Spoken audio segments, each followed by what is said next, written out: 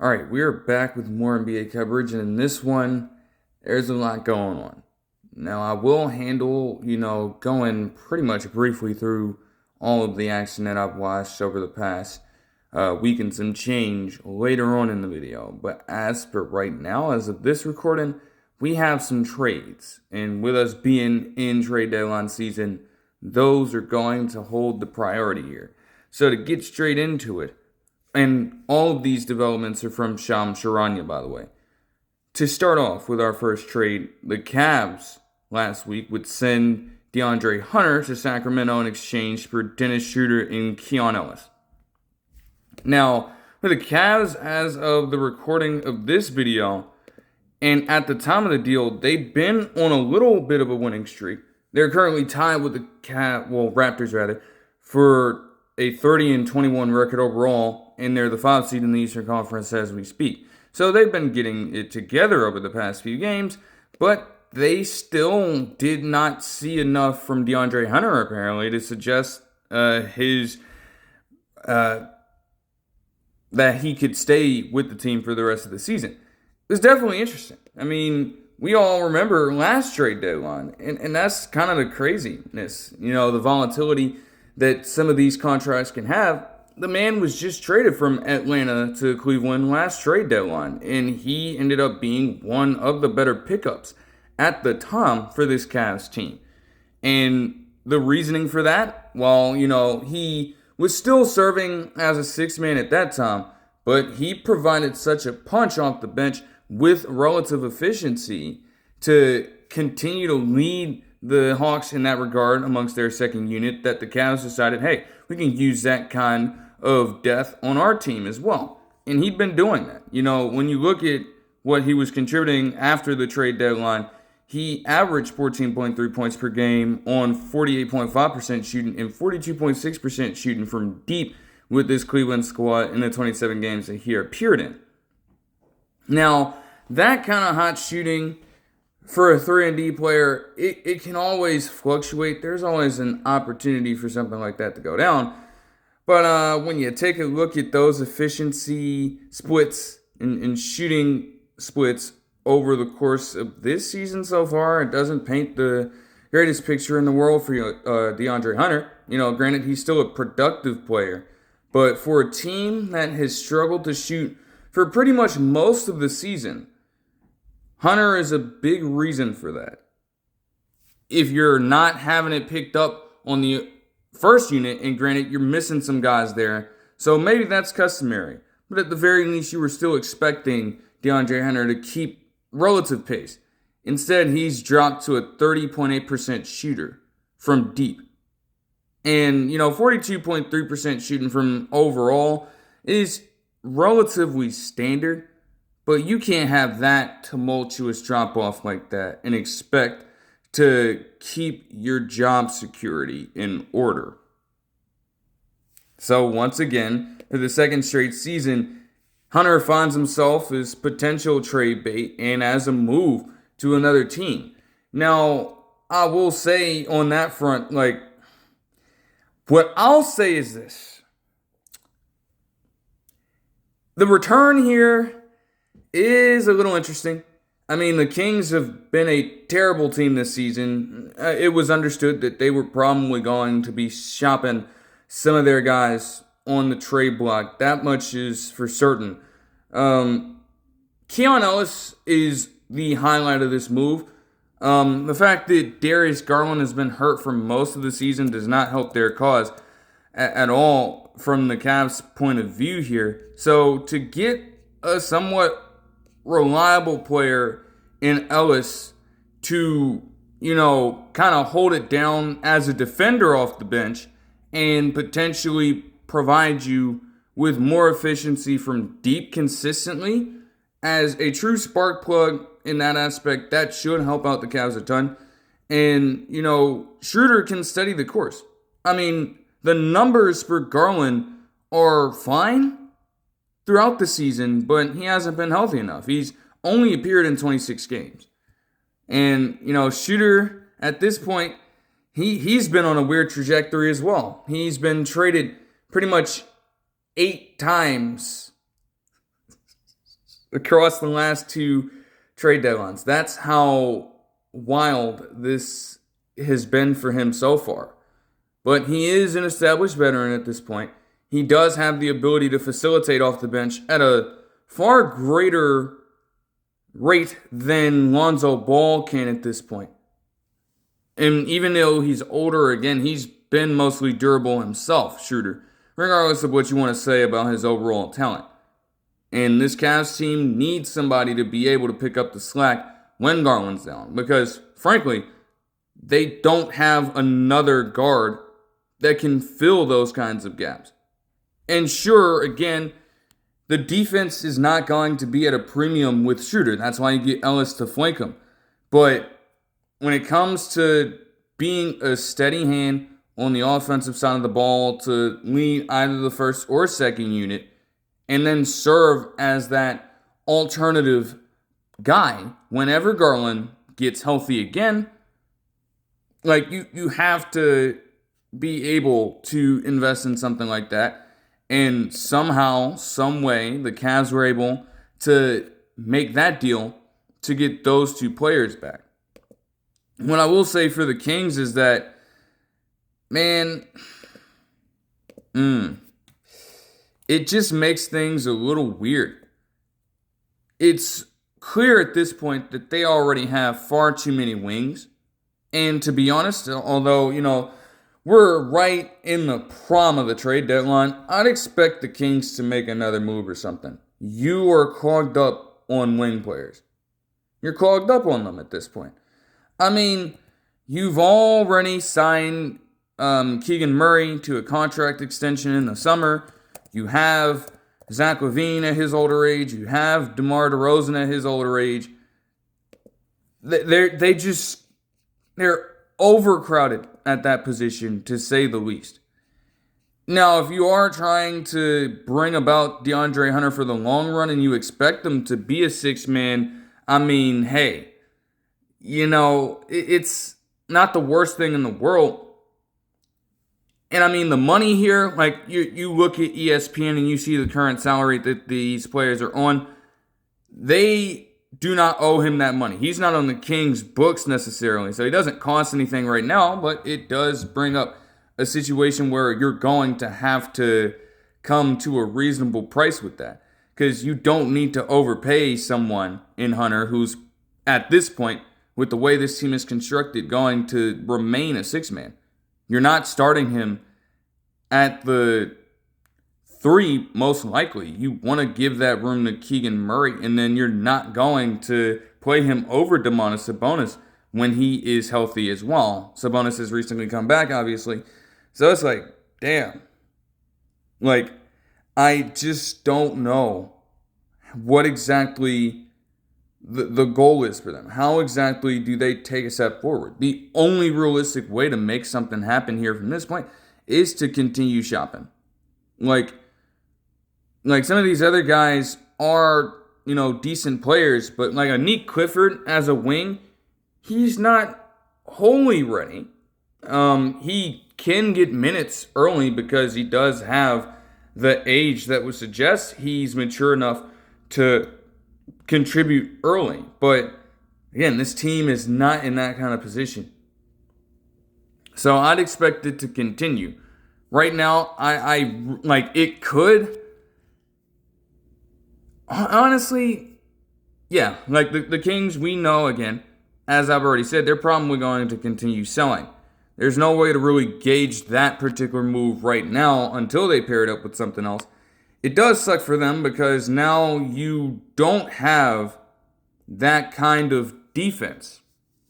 Mind you, they were already a poor defense, even with Keon Ellis being on the squad and being regarded as the best defender that they have on the roster. And he's naturally going to be a perimeter defender, not a rim protector. So you already have that going down. And you believe that somehow, some way, you're going to get better. Like, none of the other remaining guards on this team have that kind of quality about them. For the ones that will hog up most of the playing time, all of them are older, Russell Westbrook is 37 and can't provide a lick of defense for you at this point. Plus, they are also thinking about moving on from Malik Monk. So now you're potentially about to lose another scoring punch on this team. And again, Carter and Clifford, coming out of college, they're solid players, but they just are not ready to make a true impact on this team just yet. That might be the plan for them, though, to take that kind of route. Because clearly, injuries aside, even if all of their guys were healthy, and we've seen it in years past, at full strength, this roster is still not competent enough to really go toe-to-toe with the best teams in the NBA. That's just a foregone conclusion at this point. 12-39 record, one of the worst in the NBA. And at least with some of the other teams down there, they have an excuse. The Mavericks are without AD. The Pacers are without Tyrese Halliburton. And the Kings, to this point, yes, they were down Sabonis. But in theory, you had some kind of offense to keep up. Unfortunately, they just were not well-rounded enough. And so the Kings were forced to make that move in that situation. For our next trade, this one is a little interesting. Compared to the other ones that have just come through today, it's the most minuscule. But the Hawks would trade Vit Krejci, their point guard, backup point guard, in fact, to the Trailblazers in exchange for center Duop Reath and 2 second-round picks. Kind of a nothing burger to be, again, compared to the other ones, that's how you could view this from.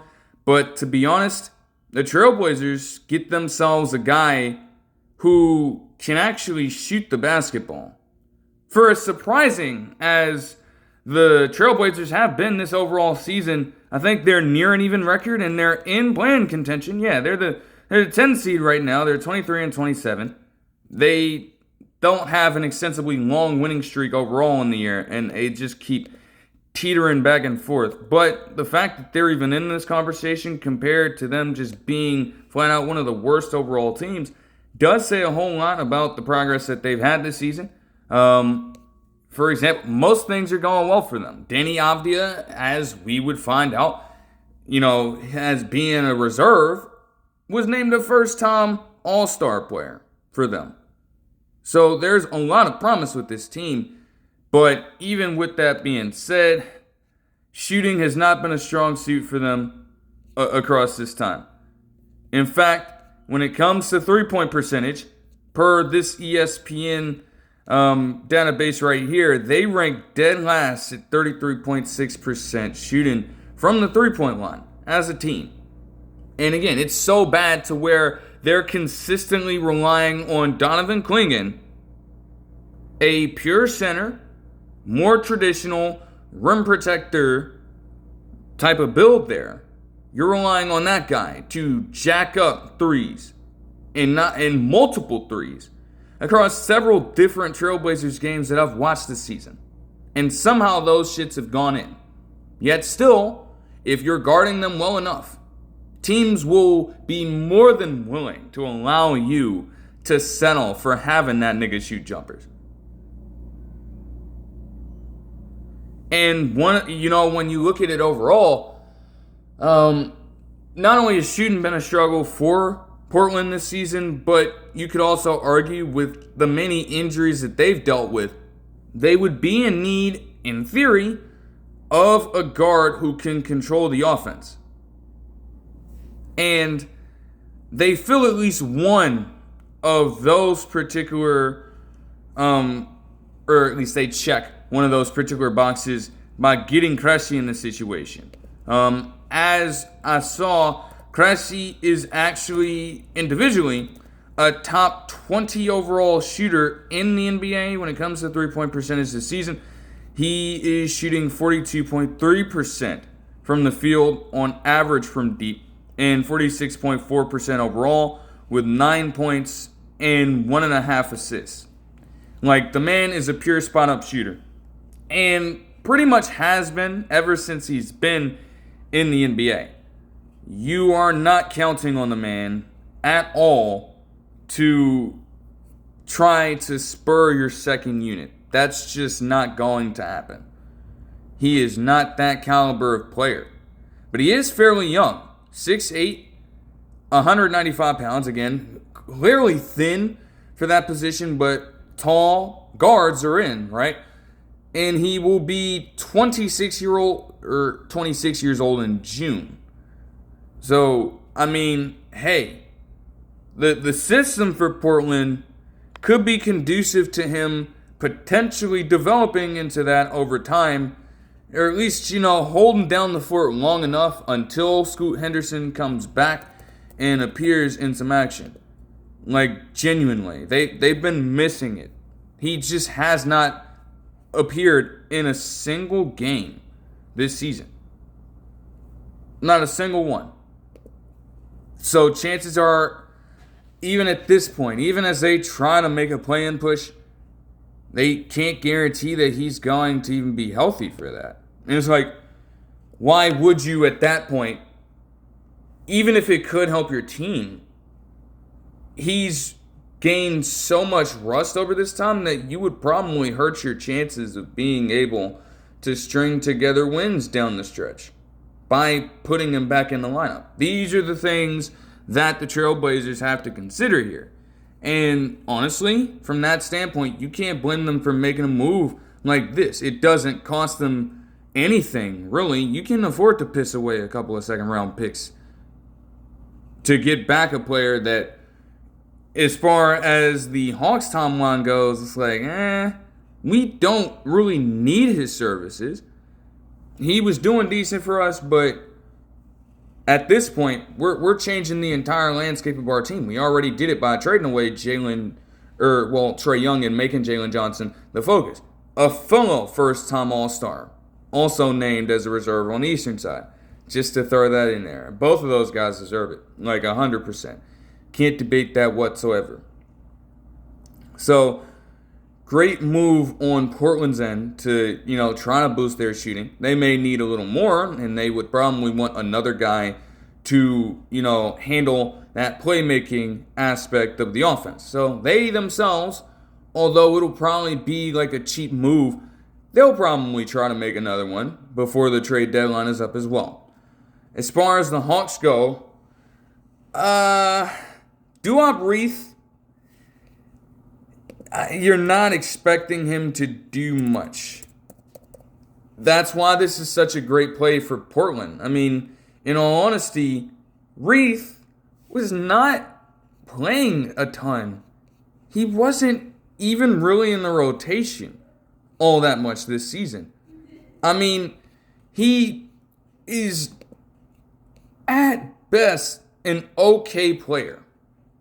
But as this team has shifted, as they've gotten more contributions from Grant, Avdia, and other forwards, his usage has decreased from season to season to season. Now, again, as an international player, he was going to get a later start, but to be phased out of the lineup nearly entirely, only logging 8 minutes per game, as a 29-year-old, and averaging 2.9 points with less than an assist and steal per game is quite underwhelming, to say the least. So from that standpoint, if we can get a player that will truly contribute to us in exchange for a guy that we barely utilize, we will live with making that move. The fact that they could swindle, and again, the Hawks, at this point, they're still fine. They still have the rights to a potential top 3 overall pick this season. So, as long as they retain that, which they're going to, they're not going to be as dumb as the Pelicans were and give it away for free. As long as they retain that, they're going to live with doing anything else. But to swindle 2 second-round picks for a player that doesn't do anything for your team is a little interesting to me, to say the least. Reath, though, at the very least, could provide, just a bit more depth to the center position.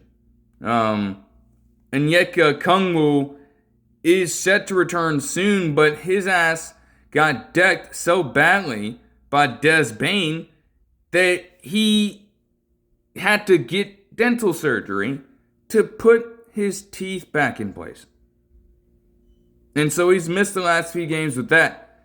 In terms of other big men for the Hawks right now, though, to take a look at that on ESPN as well, I believe that Mohamed Gay is also a guy there, but he's more of a power forward, so you're not really going to give him that spot. N'Faly Dante and Kristaps Porzingis, who again just has not played at this point himself, also dealing with extensive injuries. It goes without saying. And you also have Christian Koloko there. You know, you're not really expecting a lot of value out of those players, but you need as many reinforcements as you can get with that kind of money, especially the Porzingis deal. That kind of money is missing, Tom, for you right now. Gotta find a way to make that up somehow. And again, it's a cost-cutting move. It doesn't really affect them much. But they need some kind of reinforcement on that team. So even though it's probably not the guy they would have wanted, they probably would have been looking for Robert Williams III a little more, or probably favored him. Although he himself as well has proven that when it comes to dealing with durability, that is not a strong suit of his either. Reath, you don't expect much out of him, but in a way, he's also the safer option as far as this team is concerned right now. I mean, they are still very much in the, playing conversation themselves. They're 24-27 and trying to make that push as the Hornets have started to catch up with a winning streak that they have not seen in more than 2 decades. I shit you not. And it's just about 7 games long as of the recording of this video. That's the crazy shit right there. Absolutely crazy. But yeah, that's a decent move. Now, as far as this one is concerned, because to my surprise today, and I'm still just saying, what the actual fuck when thinking about this move right here, we had a massive deal between the Grizzlies and the Jazz. You see, Memphis in this situation, they would trade a four-player quad, I should say, of Jaren Jackson Jr., John Konchar, Jock Landale, and Vince Williams Jr. to the Jazz for Walter Clayton Jr., Kyle Anderson, Taylor Hendricks, George Niang, and 3 future first-round picks. What the fuck? What in the actual fuck, man? Because from this standpoint, we'll explain both sides here. Do the Grizzlies even know what the fuck they're trying to do? Do they even know what direction that they truly want to take? Because let's take it back to the summer for a second. We all understand what the hell they did this offseason, specifically relating to Jaren Jackson Jr. and this contract extension. You see, at that time, he signed what would be a 4-year, $205 million contract extension with this team at that time. That was tacked on to what was already his rookie contract extension at the time. So you make that massive play, the massive play to sign the man.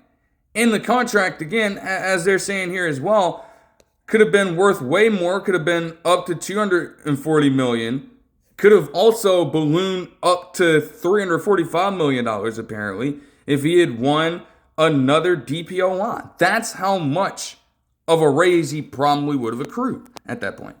And the man had already done it. He'd already been in the conversations for one, so it wasn't out of the realm of possibility for him.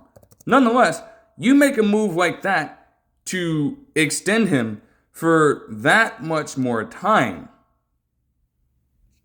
And I talked about it when the move went down in the summer as well. You're thinking at that point that, hey, with the Grizzlies sitting back in the front office, making that deal and having him sign on the dotted line of that paper, he's got to be your franchise guy now, right? And I'm just thinking, although at the time it wasn't necessarily known, that, hey, what does this say about Ja Morant? He did not get himself a contract extension from the team. He'd still been waiting. And they just flat out choose to hand all of that over to Jaren Jackson Jr. Maybe the point is to build around him and his skill set. And what's been going on throughout the entire season in relations to Ja Morant and this damn Memphis Grizzlies team? There's been an absolute rift there. From the very first game onward, it's just been nothing but rumblings of Ja Morant wanting to leave that team because of friction with the coaching staff and even friction with a few players. For months and months on end, there have been conversations about his low value to the point where some of the returns that they could have gotten for Ja Morant might be considered virtually nothing compared to what they'd expect from Ja Morant and his supposed talent. But at the end of the day, with that kind of chemistry being altered, with the fact that they'd been performing better without him throughout the season, and the fact that offensively, under Yazalo's system, their offense ran better with more movement that stalled out with Morant on the court. Hearing all of that repeatedly, you get the idea that it's going to be Ja Morant on his way out of here. You didn't commit to him when you had the chance to. And even in other situations where you could have just randomly said, fuck it, we'll give you a deal, you don't do that at any one point of time. And you also have this clear-cut beef between both sides here, affecting his ability to contribute to the team in a positive manner. Also pairing up with the fact that he's, missed substantial time due to either injuries or suspensions since that 2021-22 year where the Grizzlies thought they were going to assert themselves as one of the up-and-coming teams in the NBA. And they've gone nowhere since then. So from that standpoint, okay, maybe it's Morant on his way out.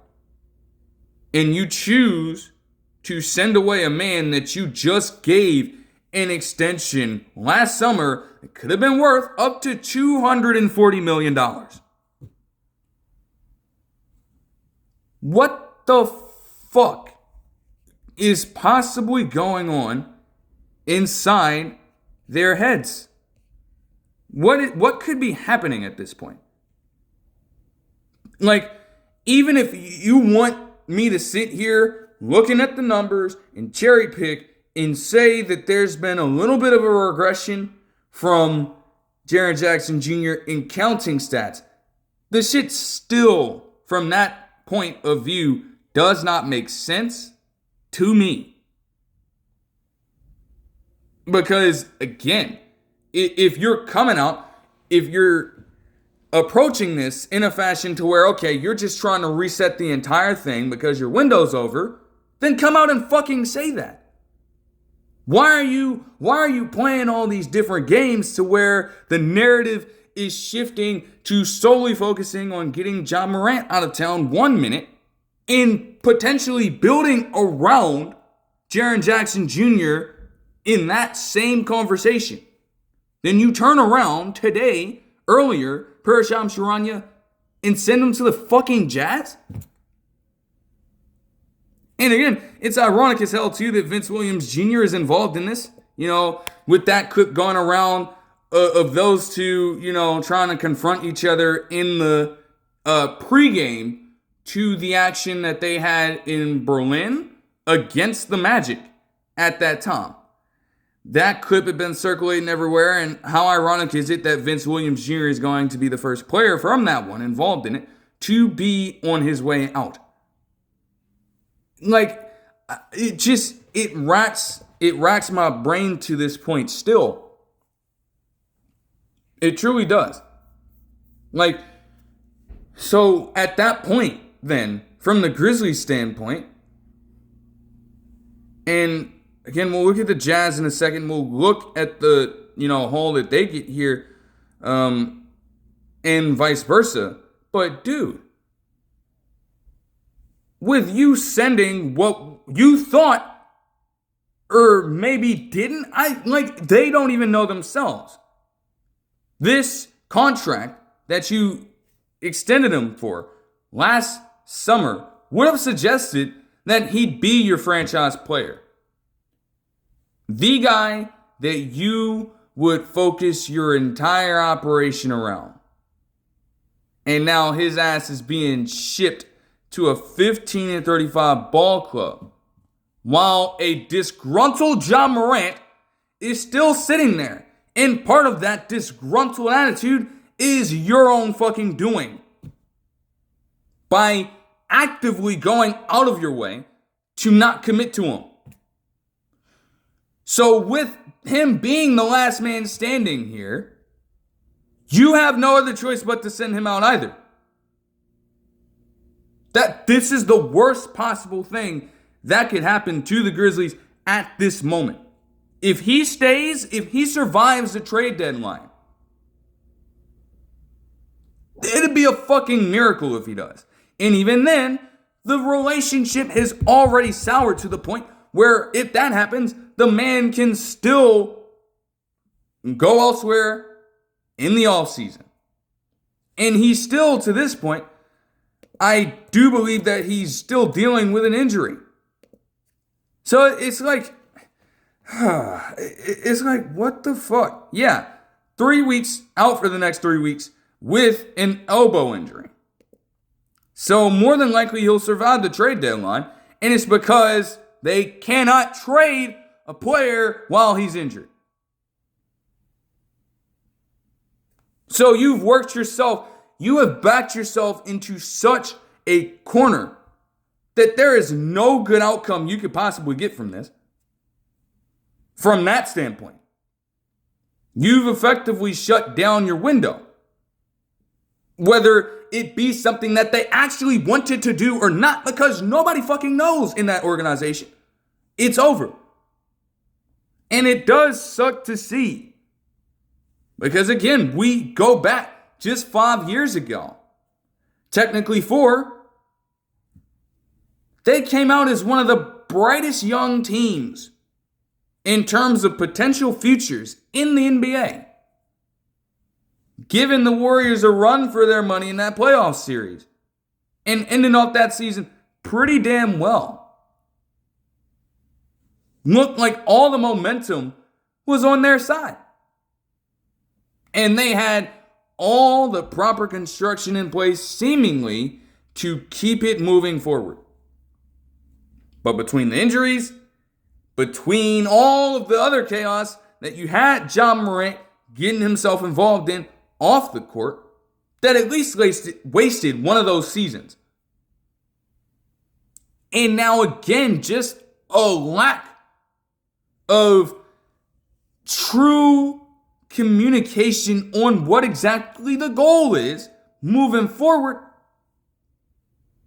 Now you are a team that is going to be in a sort of rebuild phase.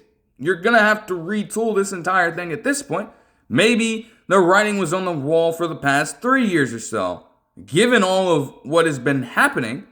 But I mean, damn, this is self-sabotage to the extreme. There's just no way. There's no way.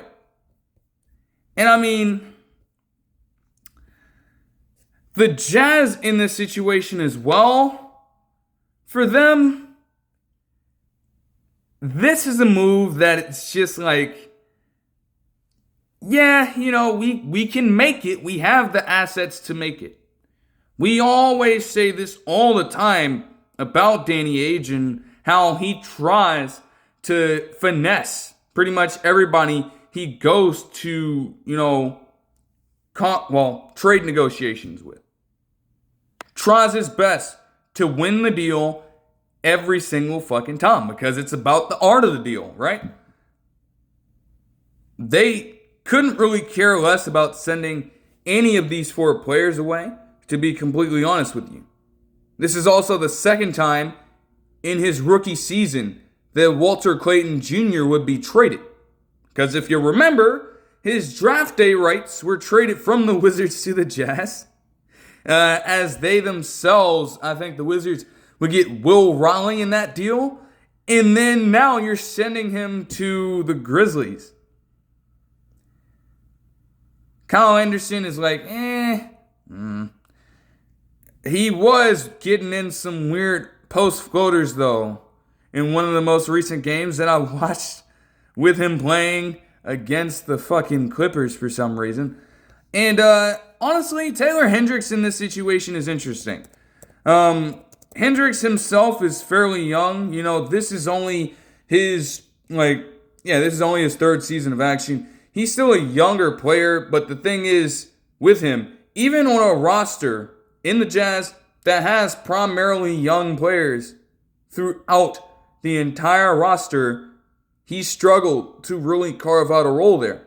His minutes have decreased tremendously. His contributions overall have decreased tremendously, although on the least attempts, and granted, the least attempts from 3 per game in his overall career with 2.1, he is shooting 34.3% from deep. That could be something that does help out the Grizzlies a little bit. You have to consider this as well, taking injuries into account. Brandon Clarke, as good as he is defensively, has been injury prone, unfortunately, over the past few seasons. Maybe it's not all under his control, but that has left such a gaping hole in this roster, and it's like now you have to rely on completely lesser players to fill that void. Hendricks honestly has an opportunity to do exactly that. Maybe he has an opportunity to fill out more of a role offensively and has some of the similar intangibles that make Brandon Clarke so good. He is a little undersized if you want him to try to fill out a center role, but at 6'9", 215 as a pure power forward, it's like that could be someone that you do focus the future around. If you can't get Brandon Clarke to, return to full speed after a while. Like at this point, he's nearing his 30s from that perspective. So to get younger at that position and at least have a contingency plan if things continue going south there is not a bad idea from the Grizzlies' point of view. And with Bryce Sensabaugh also having himself a hell of a stretch off the bench for this same Jazz team and just taking so many minutes away from Taylor Hendricks, not to mention with what Ace Bailey's been doing this season as they try to maximize on their draft selection of him at that particular point. There hasn't really been much room for Hendricks to do anything. Sensabaugh has been a bit of a worse shooter overall, but again, with 12 points per game on 45% shooting from the field and 33.2% shooting from deep, along with 2.9 rebounds and 1.5 assists, he's already done a little more, far more in fact, for this team than Hendricks has. And we're not mentioning this recent stretch of games where he's just looked to be so damn elite. Now, it has cooled off since then, but it's like, damn, you're seeing that from him lately, and you still have Hendricks rotting on your bench. Okay. And then Georges Niang, considering that could be a potential swap, yes. Is there even a question about that? We're going power forward for power forward, I should say. And you're telling me that the Jazz can get themselves a player in Jaren Jackson Jr. who will more than likely fill out the 5 to be their starting center. Have Markkanen play at the 4, have whoever play at the 3. It helps them solidify their front court a little better than trying to make Markkanen to be this big man. Markkanen's defense has never really been the greatest, but when you look at what he was doing in Cleveland, his defense looked a little better when he was flanked alongside Jarrett Allen and those guys there on that roster at the time. So to have a DPOY winner, former DPOY winner, in Jackson Jr. play that position is more than ideal for the Jazz. And while it might not save their season, I don't really know. That is such an uphill battle to climb at this point.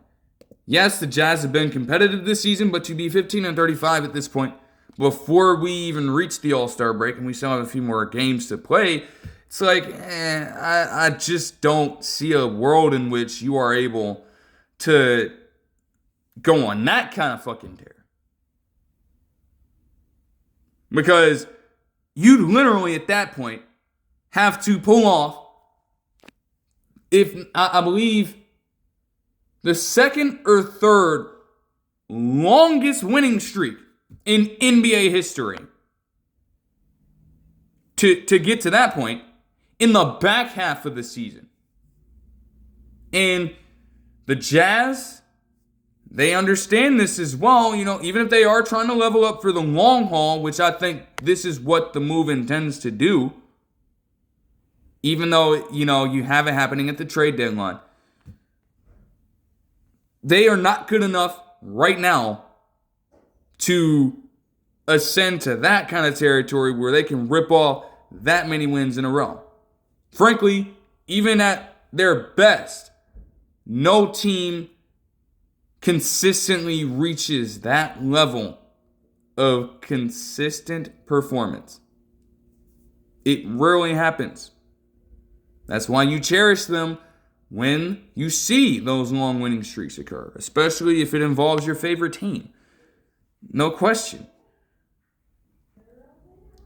So, honestly, from that standpoint, I don't know. You can view this in a number of different ways.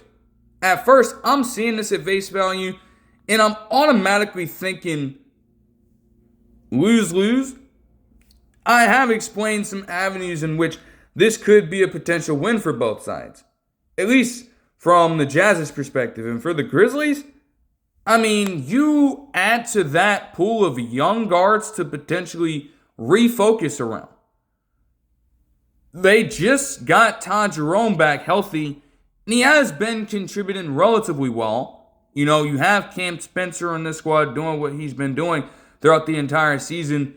And adding Walter Clayton Jr. to the mix, already being pro ready, and having a chance to contribute even more and just take up a good amount of minutes per game is not the worst thing in the world for them. Consider that Scottie Pippen Jr. himself, we're talking about Todd Jerome this, Todd Jerome that, Scottie Pippen Jr. has not appeared in much action this season, if any at all himself.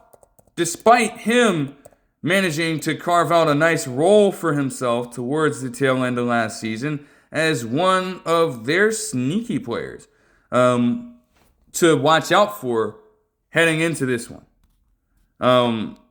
So that is something to consider here, and I would truly be intrigued to see how they use Walter Clayton Jr. in that system. That could be a potential win for the Grizzlies. It's not all bad. And I will say that this potentially makes it to where the Jazz themselves, and of course this is going to take time to figure out because we honestly have to see how they continue to improve from, this last or the rest of this season and all of it in its entirety to the next one. Like if they come out next season with this roster intact, looking like one of the better teams in the NBA, this might not mean much. But as it stands right now, knowing that the Jazz are this bad, and obviously they will still have their first round pick this year in particular, but you get 3 future first round picks from this Utah team. If you're the Grizzlies, does kind of create another avenue in which you might get the better end of the deal here. That's a lot of valuable draft capital to be given up. And it's not the first time that the Grizzlies have been able to pull this off. Yet it's still crazy because just think about this for a second. You still, if I'm not mistaken, going back to this deal, right? Because I need to just pull this back up if I'm not mistaken. Okay, let's think about this for a second. Put this into perspective, man.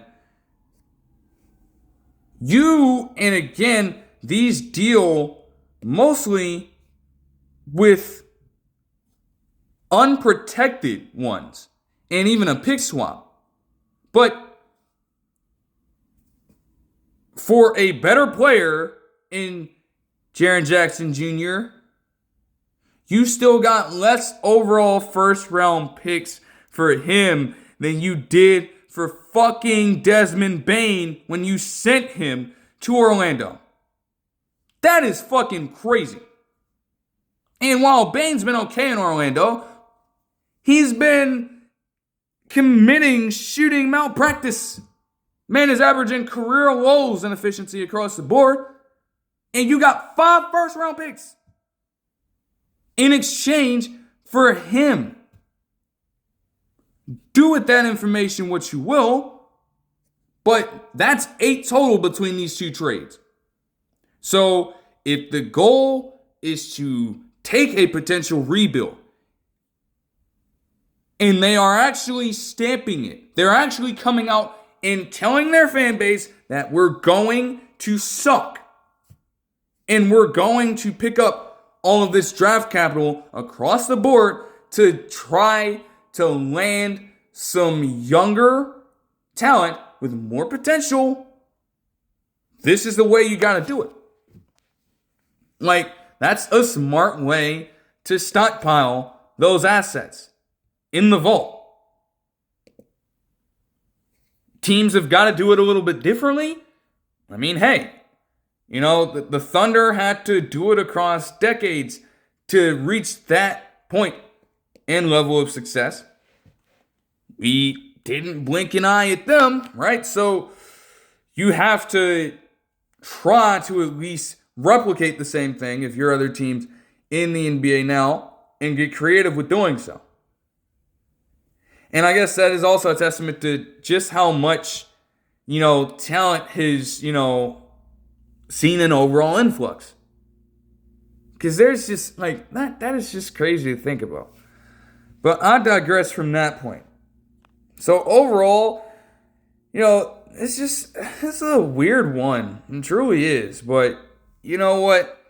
Hey, still does not compare to some of the overall craziness in the last trade deadline, of course. We all know what happened then. And that, nigga Nico is out of a job. But I digress. What a chaotic trade to hear about, though. And that was just the first one on this day.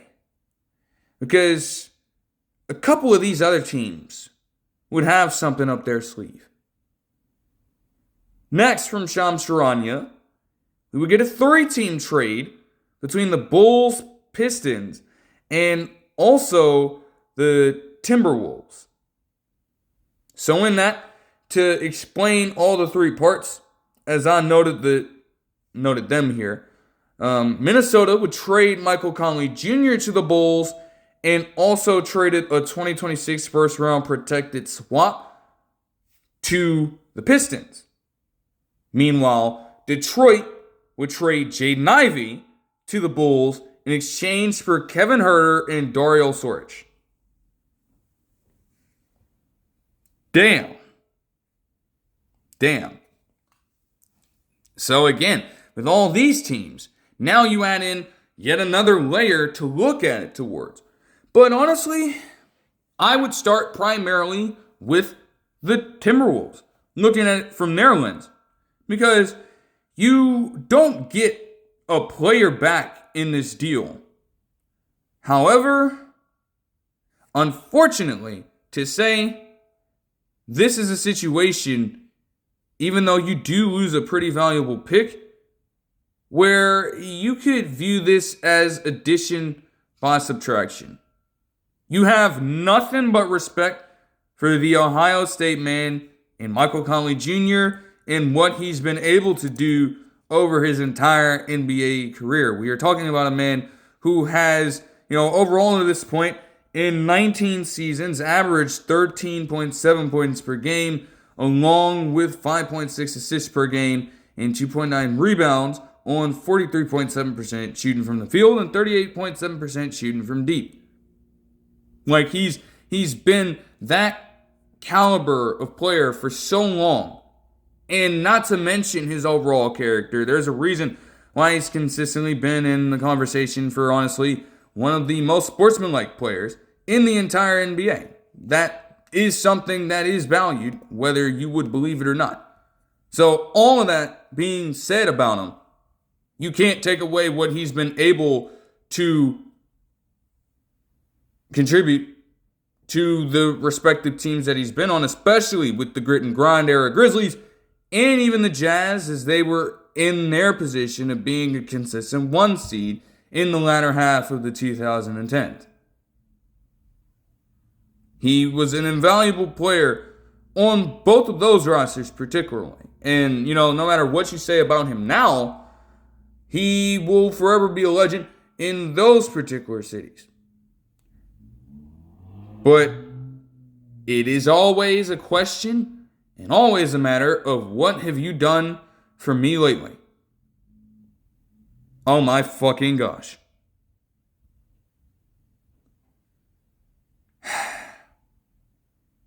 You could chalk it up to a number of different things. Obviously, he's 38 years old now, but consider this. Since the 2023-2024 season, the first full one that he spent with the Timberwolves, he's taken a step back season after season after season.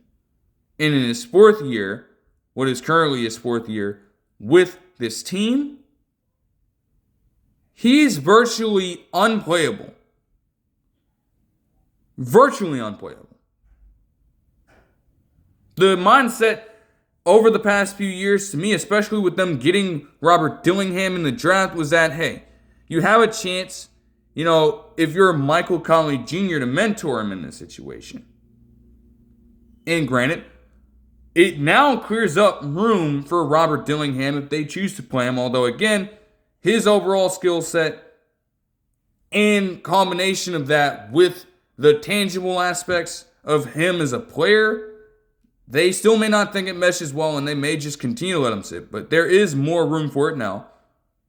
Nonetheless, with what Michael Conley Jr. has been doing out there, man, you're not getting much. You're not getting much to warrant him still being a part of this team.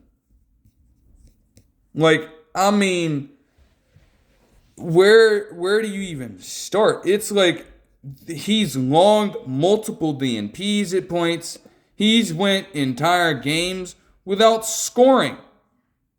Like, hell,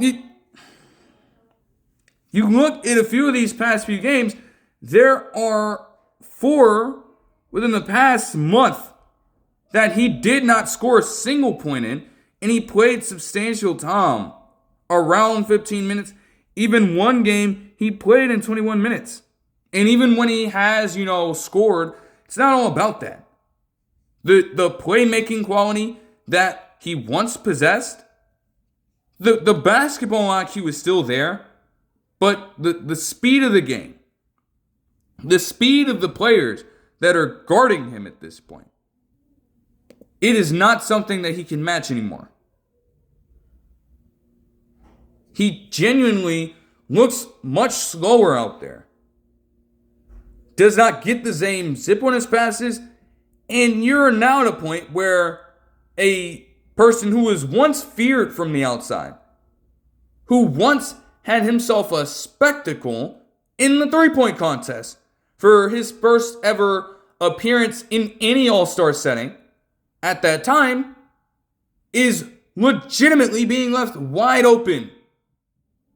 They're daring him to shoot the basketball because they understand now that there is a likely chance he will be off.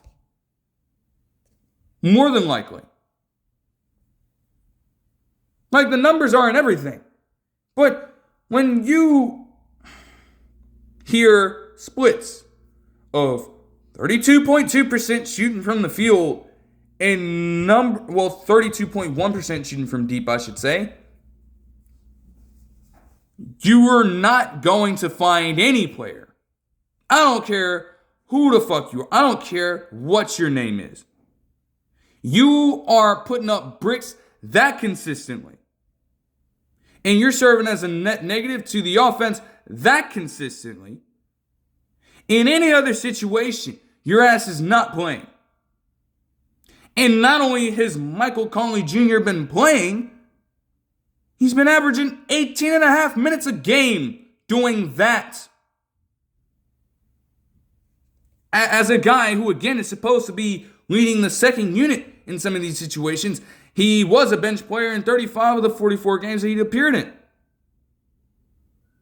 So you're stinking up the entire joint on that front and failing to live up to the core objective that the Timberwolves and that second unit would need you to carry the load on. And again, it's just asking him to do way too much in that scenario. Terribly unfortunate for Michael Conley Jr. to have to deal with this once again. But with the Timberwolves, they have to be able to be a hub for more players with fresher legs potentially who can contribute far more to the overall team than Michael Conley Jr. can at this point. He's just no longer at that state. And again, if you give yourself an overall opportunity to add to that by giving enough room to other players at that point, then it's like, hey man, I mean, you gotta do what you gotta do at this point. At the end of the day, I don't think it's anything personal. I think that many players, honestly, they love Michael Conley Jr. It's not like there's bad blood with him. But from the Timberwolves' perspective, from that front office, we have loads of other younger talent. Terrence Shannon Jr., namely, has been injured, and again, they have to figure it out with Robert Dillingham, whether or not they want to play him. But you have that kind of talent sitting behind and waiting for an opportunity to potentially break out with this squad, losing those opportunities to a man in Michael Conley Jr. who is older and just cannot give you that same kind of energy anymore. I don't particularly know what the Bulls' plans would be with him there, because at this point, he is what he is as a player. He'll be a nice locker room presence for this young Bulls team, but in terms of, legitimately playing, being a factor, I don't know how feasible that really is. But the Pistons here, oh boy. Damn. in this deal, I mean, like, wow, they just it's crazy. It's crazy to think about. I will admit, because I'm not gonna lie, I thought they would have kept Jaden Ivey for the longest period of time. I really did. Shame on me for thinking that, maybe. With him again dealing with that long-standing injury to open up the season and not even appear in, that long stretch throughout the first half of the year to then come back. The value for him is kind of, worn off a little bit since his rookie season with this team. Again, this is a similar thing where it's no disrespect to Jaden Ivey at all, but, for an entirely different reason. The Pistons would have cause to move on from him. Cade Cunningham has already been established as your de facto ball handler. Anybody trying to put that up to a debate, to a conversation, is out of their fucking mind. There's no question about it. That is why he is an all-star starter. Okay? He's more than put that on display throughout the entire season. It goes without saying. But the Pistons as well, although they've been on a much greater overall ascent as a team that still, as of the recording of this video, sits far and above the rest of the Eastern Conference at the 1 seed with a 36-12 record. They need shooting help. They needed it. They didn't need to have too many ball-dominant guards. And again, with Ivey, he was one of many on the team who can honestly score pretty well, but creating his own shot could be a struggle, and spacing out the floor could also be a struggle for him. Only Cade Cunningham could be a true offensive engine and create those shots for other people and himself. That was a very weak trend amongst other players, including Jaden Ivey, unfortunately. And when you have that overflow of the same type of player, like, somebody's got to be the odd man out. And honestly, it could have been anybody. It could have been anybody. But at the very least, with those other players, as unfortunate as it is to say, and again, this isn't his whole reputation. It's not his fault. But guys like Ron Holland II, Asar Thompson even, if you want to say that and throw his name in the towel there. Javonte Green, of course, being a veteran player, but especially those first two. They can also provide the most exceptional defense imaginable, especially Asar Thompson.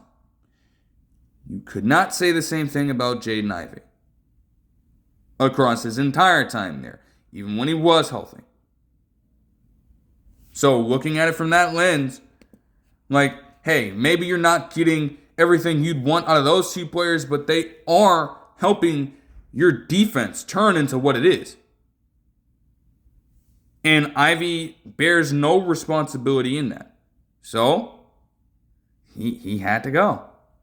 Yeah, again, in his return, it's been very slow paced. He's been in the last 33 games overall this season.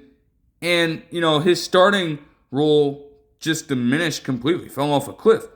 But in that, as a supposed six-man, he hasn't really been a true leader of the second unit. Again, he can score with the best of them.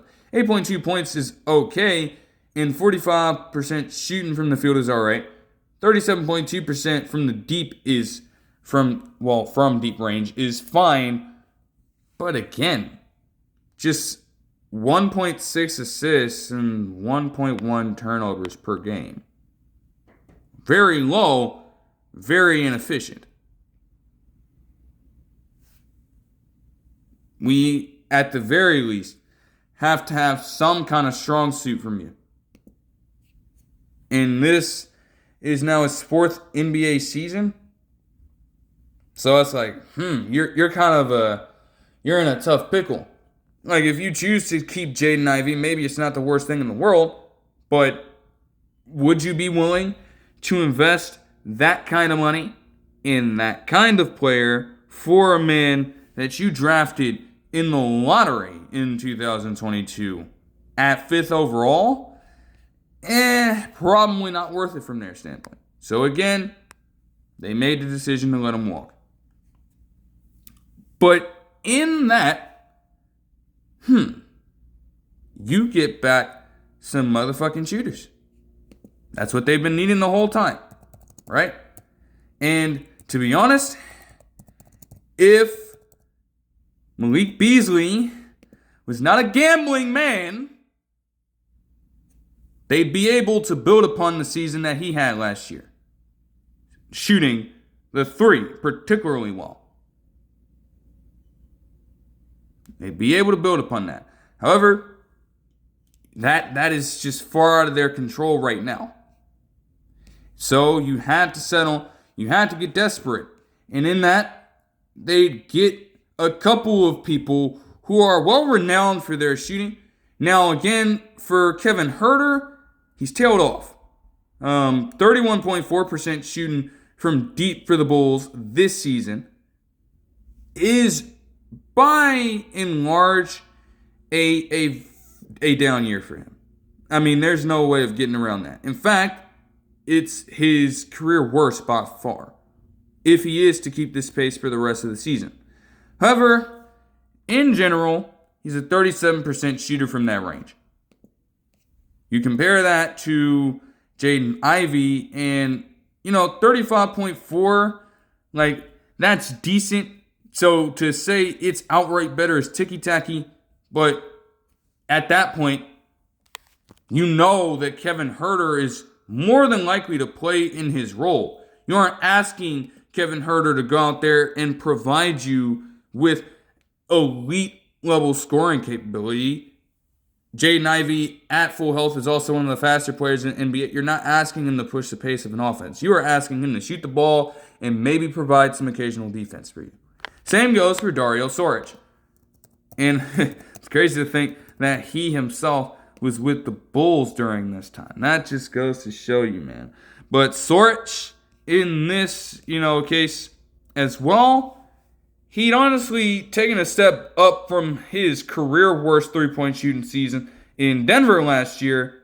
Now, again, he wasn't fully healthy, but 26.9% shooting from deep in 16 games ain't the greatest look in the world. 33% shooting is, near league average, so it's not going to wow anybody. But again, to have yet another threat from deep range does wonders for this team right now. Because you need as much of it as you can get. Even if you don't, see on the counting stats that they have the best mark from three-point range right now, when a shooter gets hot, and with both of these guys being able to be microwave scorers, especially Kevin Huerter, it's like at any one point in time, they can get themselves on the right track to up that percentage overall. So that's not much of an issue at all. I wouldn't expect Saric in this situation to get much playing time either, even considering what the next particular move is. We'll get to that conversation in a second. And matter of fact, Chicago, overall, and I'll pair that next move in here. Have they finally done it? Have they finally done the thing and finally embraced a sense of direction? Instead of trying to be mediocre as shit under the Reinsdorf ownership. Have they finally made a decision on whether or not to settle for a genuine rebuild instead of trying to continue to hold on and hang on for dear life to a championship window that does not exist in this current state they may have.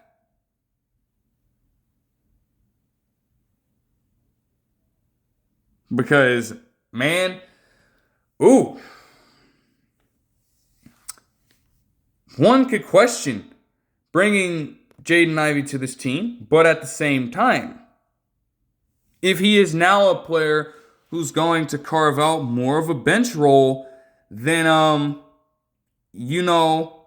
having him as a potential upgrade and a younger face on that roster may not be the worst idea in the world compared to some of the other guards that they have.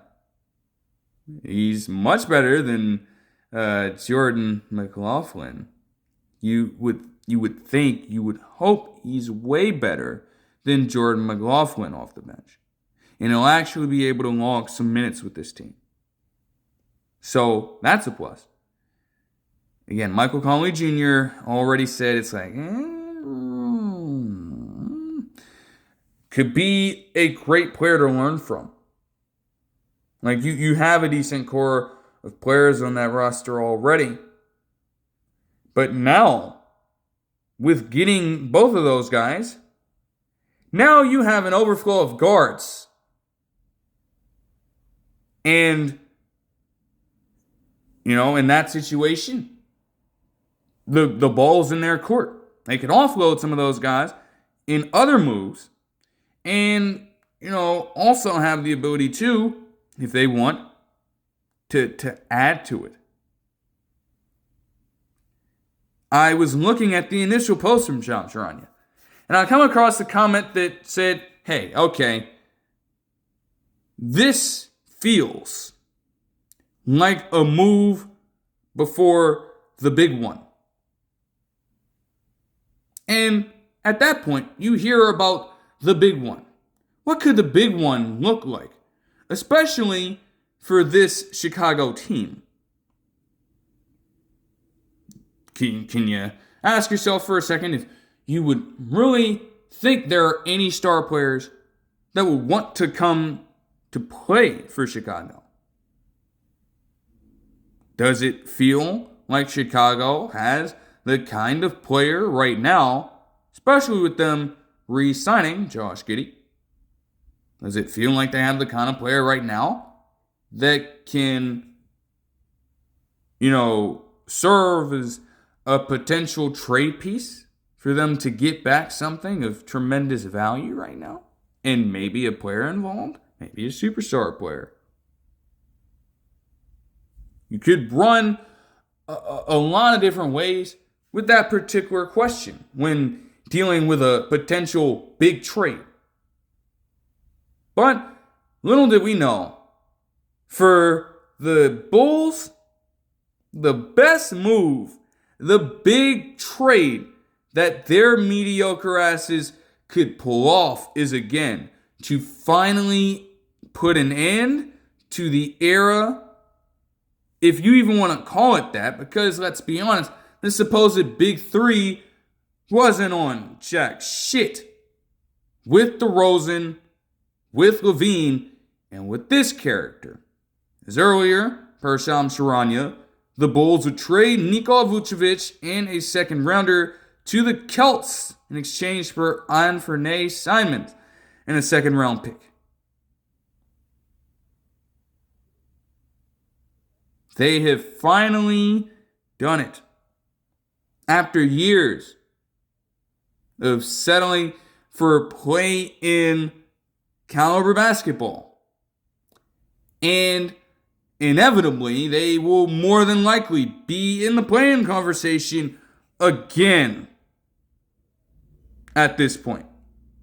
Because even if you understand that this team is going in a completely different direction, it's more difficult than you would think for them to just take away every single remaining game that they have on their schedule. It's not that simple. So you have to approach it from that standpoint. I understand that Anfernee Simons coming to this team on the same day that they acquired Jaden Ivey is going to sound crazy. And the fit between those two is terrible as well. But they're rebuilding. They have actually come out and said, with that move right there, with these pair of moves today, that they're moving in a direction to where they can be bad enough to now acquire as many resources as they need to one day, hopefully, soon for them, rebuild themselves into a team that is to be feared in the NBA, or at least somewhat respected among others. And they aren't at that point now. But you know what? They don't need to be. They don't need to be. They can have Anfernee Simons because things have been so chaotic for him. He's become a sixth man in Boston at that point. Of course, he was never going to be a starter. They've been running Peyton Pritchard as the lead point guard on the team in different starts this season. So that was an inevitability. But, man, even when Anfernee Simons has played, it's like, yeah. This is what has been going on with him ever since he was in Portland. And, I mean, people were recognizing it then. They had the nerve at times when, he had honestly, he recently had a 37-point ball game. Hooping, making all the tough shots that you'd want to see on a particular highlight reel in this day and age, right? He was putting that kind of work together, to be fair, from time to time. It was not always consistent with him. But for a while, I should say, people bit the bait and they started comparing him to Damian Lillard.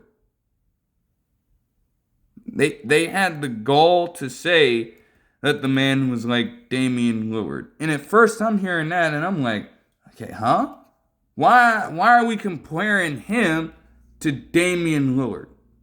Then after I hear something like that, he proceeds to take one of the worst shots in live play. Actively. Like, they're on pace. I think they have numbers in this particular situation as far as this game is concerned. And you have him just jack up a three for no fucking reason. That is the Anfernee Simons experience. And there's no escaping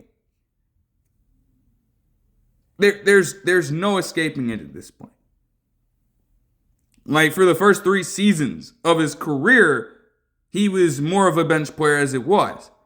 And while he was doing okay as a starter for Portland, despite them still sucking at this time, again, same issue there. An overflow of guards to where if he had to be the man leading the offense, the Trailblazers were going to lose. And they consistently lost because he was not efficient enough as a scorer, despite being that in terms of, the volume archetype, we can say at this point. He was not consistent and efficient enough on that front. And he provided you with virtually nothing else. Counting stats aren't everything. So to say that in 2023, a season where he was at the time still signed to the contract extension that he got in 2022 for like 4 years and $100 million, to see him average 5.5 assists that season, you would think that they'd be one of the best teams in the league at that point. Instead, they finished with the 13th worst record in the West. Now, at that point, you're like, okay, if you're the Trailblazers, you understand that you're probably going to be in an internal rebuilding phase at this point, especially with them making the decision to move on from Damian Lillard entirely. And even then, even with more focus on him, playing in the most games he's appeared in an NBA season, it just got worse on that front. His numbers took a step back. His efficiency dipped. And the team, again, they had too much guard talent focused primarily on the scoring front. And they could generate little else outside of that. They became predictable as a team. Everybody, and I mean everybody, could figure out what the hell they were doing. So, you get to a point where Simons is now with this Boston team, not logging a single start and honestly doing okay off the bench as a sixth man with 14.2 points per game on 44% shooting from the field and 39.5% shooting from deep. Those are okay numbers for a sixth man. And he has kept turnovers down at just 1.1 per game with 2.4 assists. His limits are going to be stamped at that particular point right there. And the Bulls, knowing this, still decided that, hey, it's worth a shot to trade for him and add yet another young guard to a team with young guards. Now, what I will say is that in having him play with this team, with Josh Giddey being the primary guard as it is, no matter where you start or place Simons on this roster, even if he is a sixth man, you're not really going to be having him command a high usage rate with the basketball in his hands. And honestly, that's the best thing you could have happen. Because when you try to make him an initiator on offense, again, everything is going to hit the fan.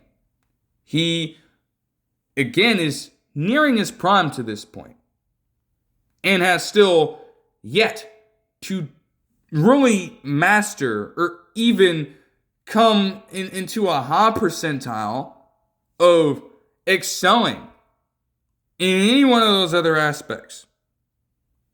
It's just not something that's going to magically appear in his game.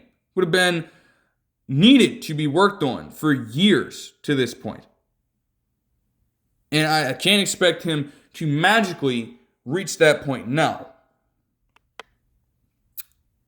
What is also interesting for Chicago in this situation is that they are potentially trying to rebuild. And for them, there is a way out of this. Still. You know, a second round pick is okay. And again, you did the right thing by getting Vucevic off your team anyways to try to retool everything. Simons, bringing it back to that 4-year, $100 million contract, this is his contract year. He is up for a new one at the end of the season. So this can make things very interesting for the Bulls. You know, they can evaluate him. They can see what he's got over these last few games of the season and figure out at the end of it whether or not they want to re-sign him to a deal. And this is where some danger could kick in. You know, you've freed up all that room now, and at least some of these players are going to be off your books. But you would ultimately near a disastrous situation again if you have to potentially overpay for Anfernee Simons' services far above what his market value would probably be. There's no reason for Anfernee Simons, honestly.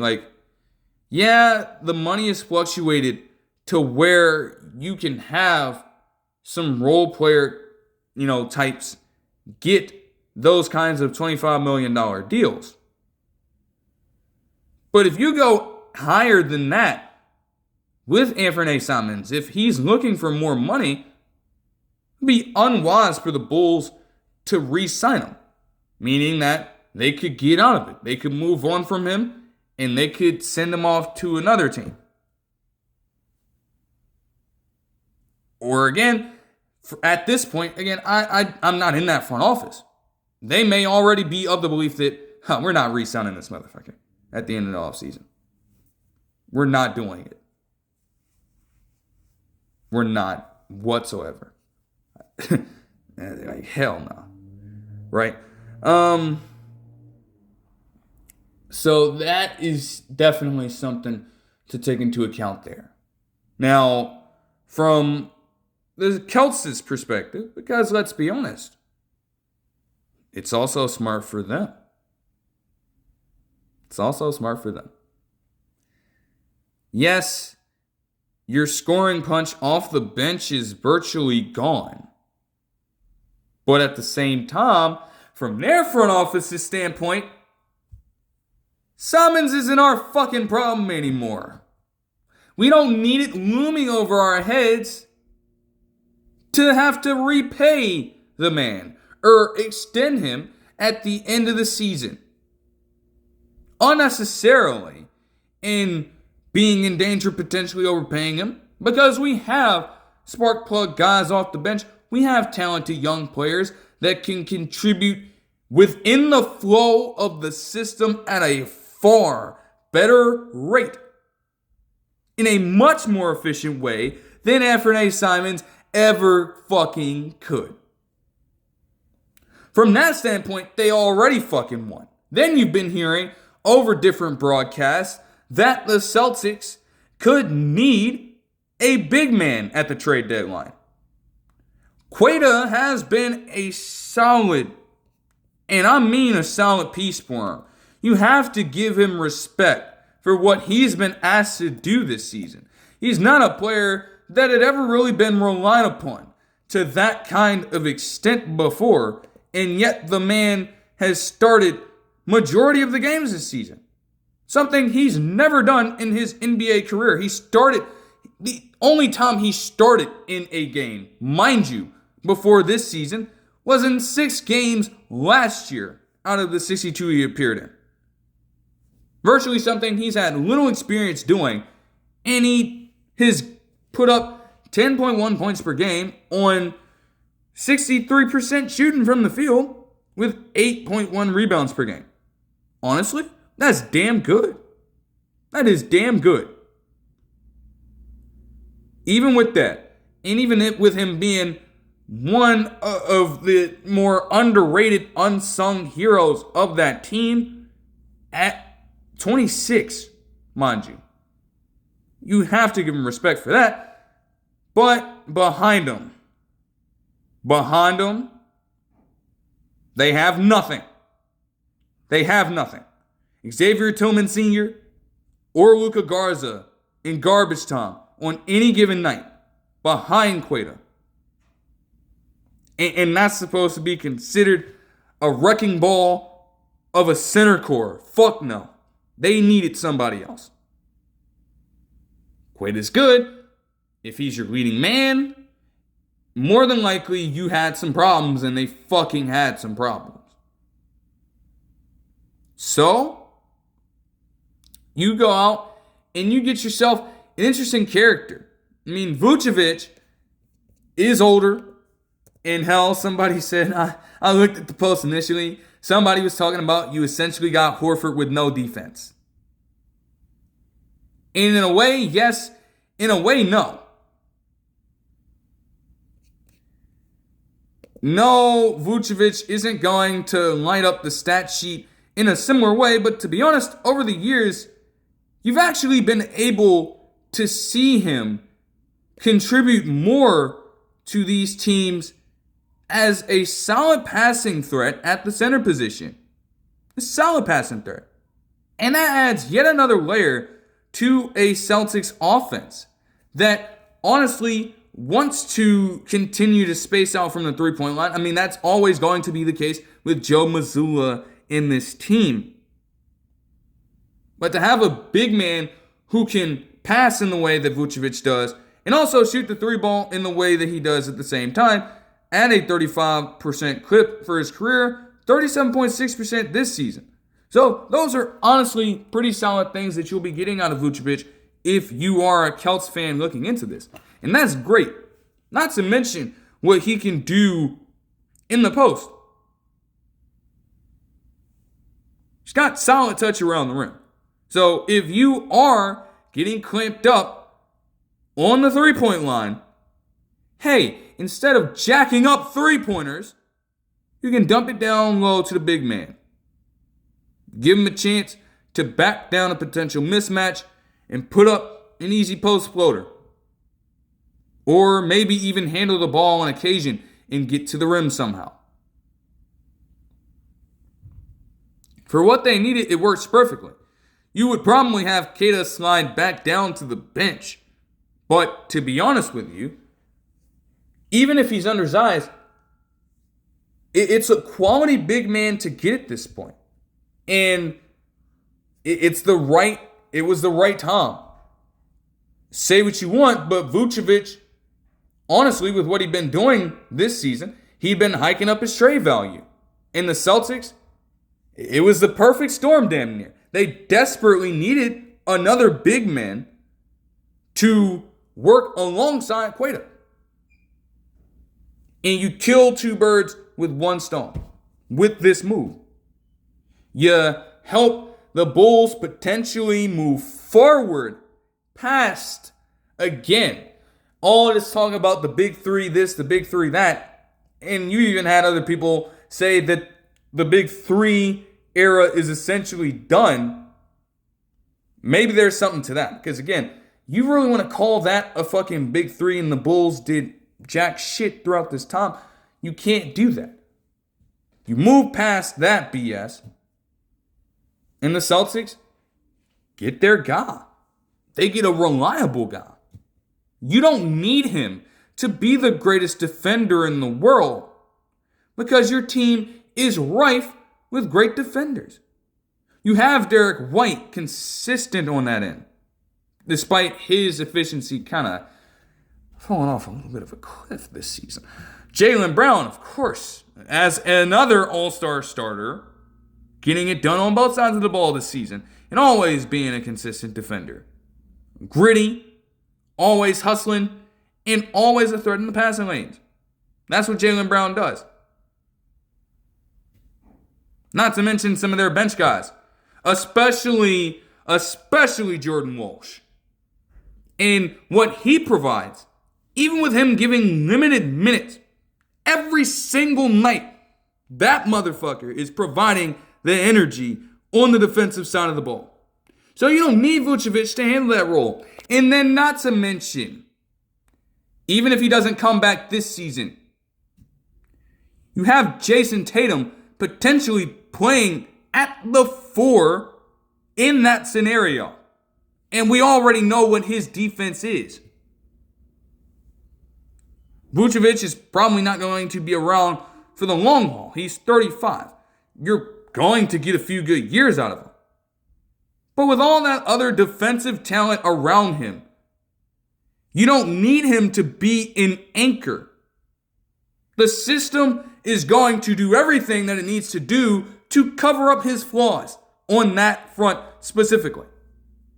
And it allows him to do what he has always done best as a player in this league, as an offensive contributor.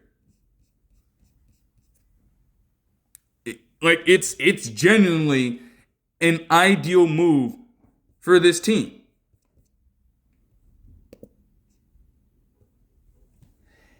Now, let me just see before I move into briefly, and I mean briefly, because again, I missed my window a little bit. It would have been much better for me to cover the games specifically at a much earlier point of time, and that's frankly on me for not doing so. But again, as I said, the trades were far more important at this point of time, so it made sense to get into them here. But before, addressing that, I just gotta keep checking, gotta keep myself on alert, because honestly, again, we're not going to get anything compared to that Luka Doncic trade. We're not going to. But at the same time, you have to constantly be on alert, because at this point, we are now at the height of everything. It ends on the 5th. And we've seen situations in years past where teams have honestly been negotiating down to the fucking wire to make deals happen. So, from this point forward, hell, you get breaking news during a game. Shit. To just throw it out there in case it happens. You had earlier in the morning before all this even went down, James Harden requests a fucking trade and have rumors swirling around him potentially moving to the damn Cavs. So the shit is wicked right now. It truly is. We are definitely in that time.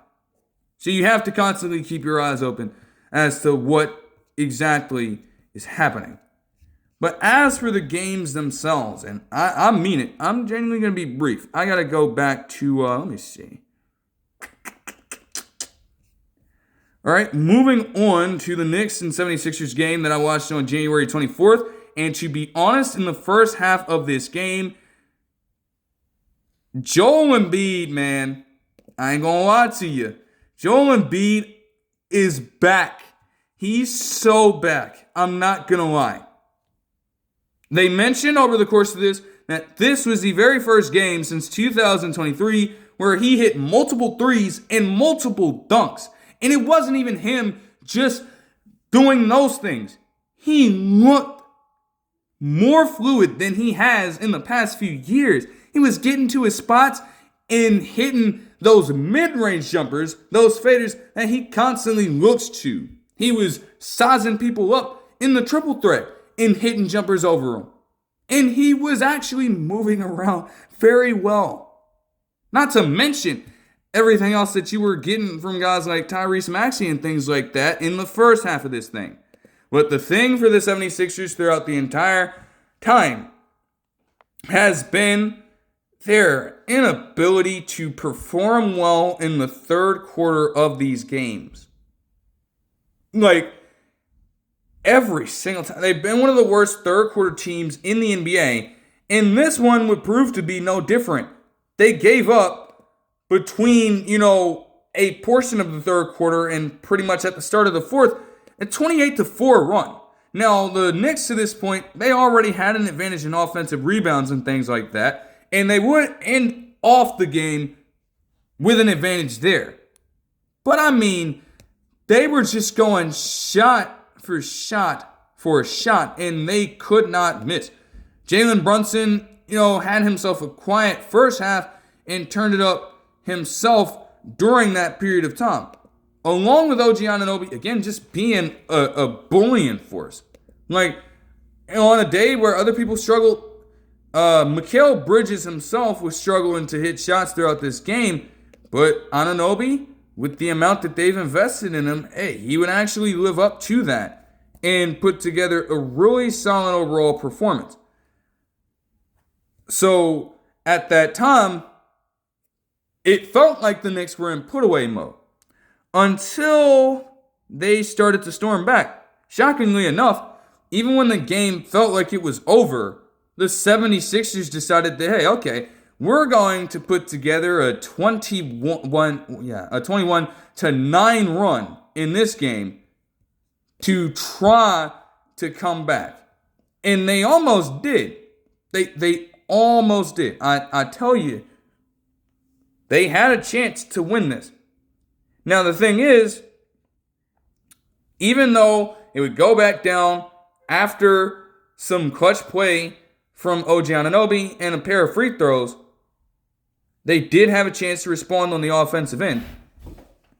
And for some reason, Maxey took the wildest shot from three to the point where even Joel Embiid had to look at him for a second and question exactly what the hell he was thinking in that moment. They would get themselves another chance after that somehow, and they did not have much time to get the shot off or even get a great enough look for it to be made. So the Knicks would win. It would end up being a close one. Despite Joel Embiid putting together an effort where he put up 38, 11, and 5, they lost that game. But again, I swear to you, the 76ers, they have Embiid playing like that, along with what Maxey has been doing this season as a first-time All-Star starter. I mean, damn. Not to mention what VJ Edgecombe's been doing as a rookie. And, we'll explain that in a second. As for the Knicks, that game would continue for them what would be a tremendous get-back opportunity. I'll probably detail this going forward. Over the past few games, they've actually turned back their defensive efforts. Like, they've been one of the strongest units. on that front in the entire NBA. In fact, the best defense in the entire NBA. And they needed that. You saw it in bits of that third quarter, and they've just been riding that momentum, continuing to, fully establishing themselves as a team to be feared as a potential championship contender like they should have consistently been this entire time. Moving on to the Lakers and the Mavericks that same day. In there, again, similar thing, man. Similar thing. This time at least, the Lakers did not blow it. Like, they allowed the Mavericks to go on a 16-0 run, but they would respond big time with a 27-6 run late as a team. And they would win 116-110. You know what you're going to get from Luka Doncic. And he, to no surprise, led everybody with 33 points, 11 assists, and 8 rebounds on the night, 180-15, shooting with 3 threes. I got beef with DeAndre Ayton, man. I don't care if his ass put up 11 rebounds, and I don't even care if one of the recent games he had with the damn Lakers looked to be better. And yes, it's going to look that way because they play the fucking Wizards. I don't give a shit. 4 of 16 for a center in this game. Like, man, do you know how terrible you have to be around the rim to finish with 4 of 16 shooting as a center? And again, I'm supposed to believe that Ayton is better as a finesse center than a truly traditional back-to-the-basket caliber guy. When I see this man dead ass on multiple possessions in this game, as if we didn't already have to deal with that shit when he was facing off against the fucking Clippers in one of the previous recaps that I covered. You get a similar sequence in this fucking game where you are only asking him to finish a fucking lob and he misses the fucking lob and tries desperately to put his own shot back up and misses and misses and misses. It makes no sense. It makes no fucking sense, dude. Like, it is insane how that works.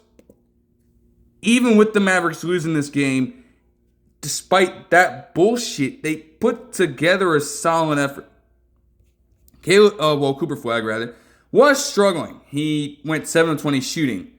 But you did have Max Christie put up 24 points in a potential revenge game, and you also had Najee Marshall put up 21 points and 11 rebounds. Still, that would not prove to be enough, as since the Luka Doncic trade, what a perfect time to bring this back up, they have been undefeated against Dallas since that time. Now again, we can cherry pick, we can do whatever we want about it. You shouldn't have made the fucking move.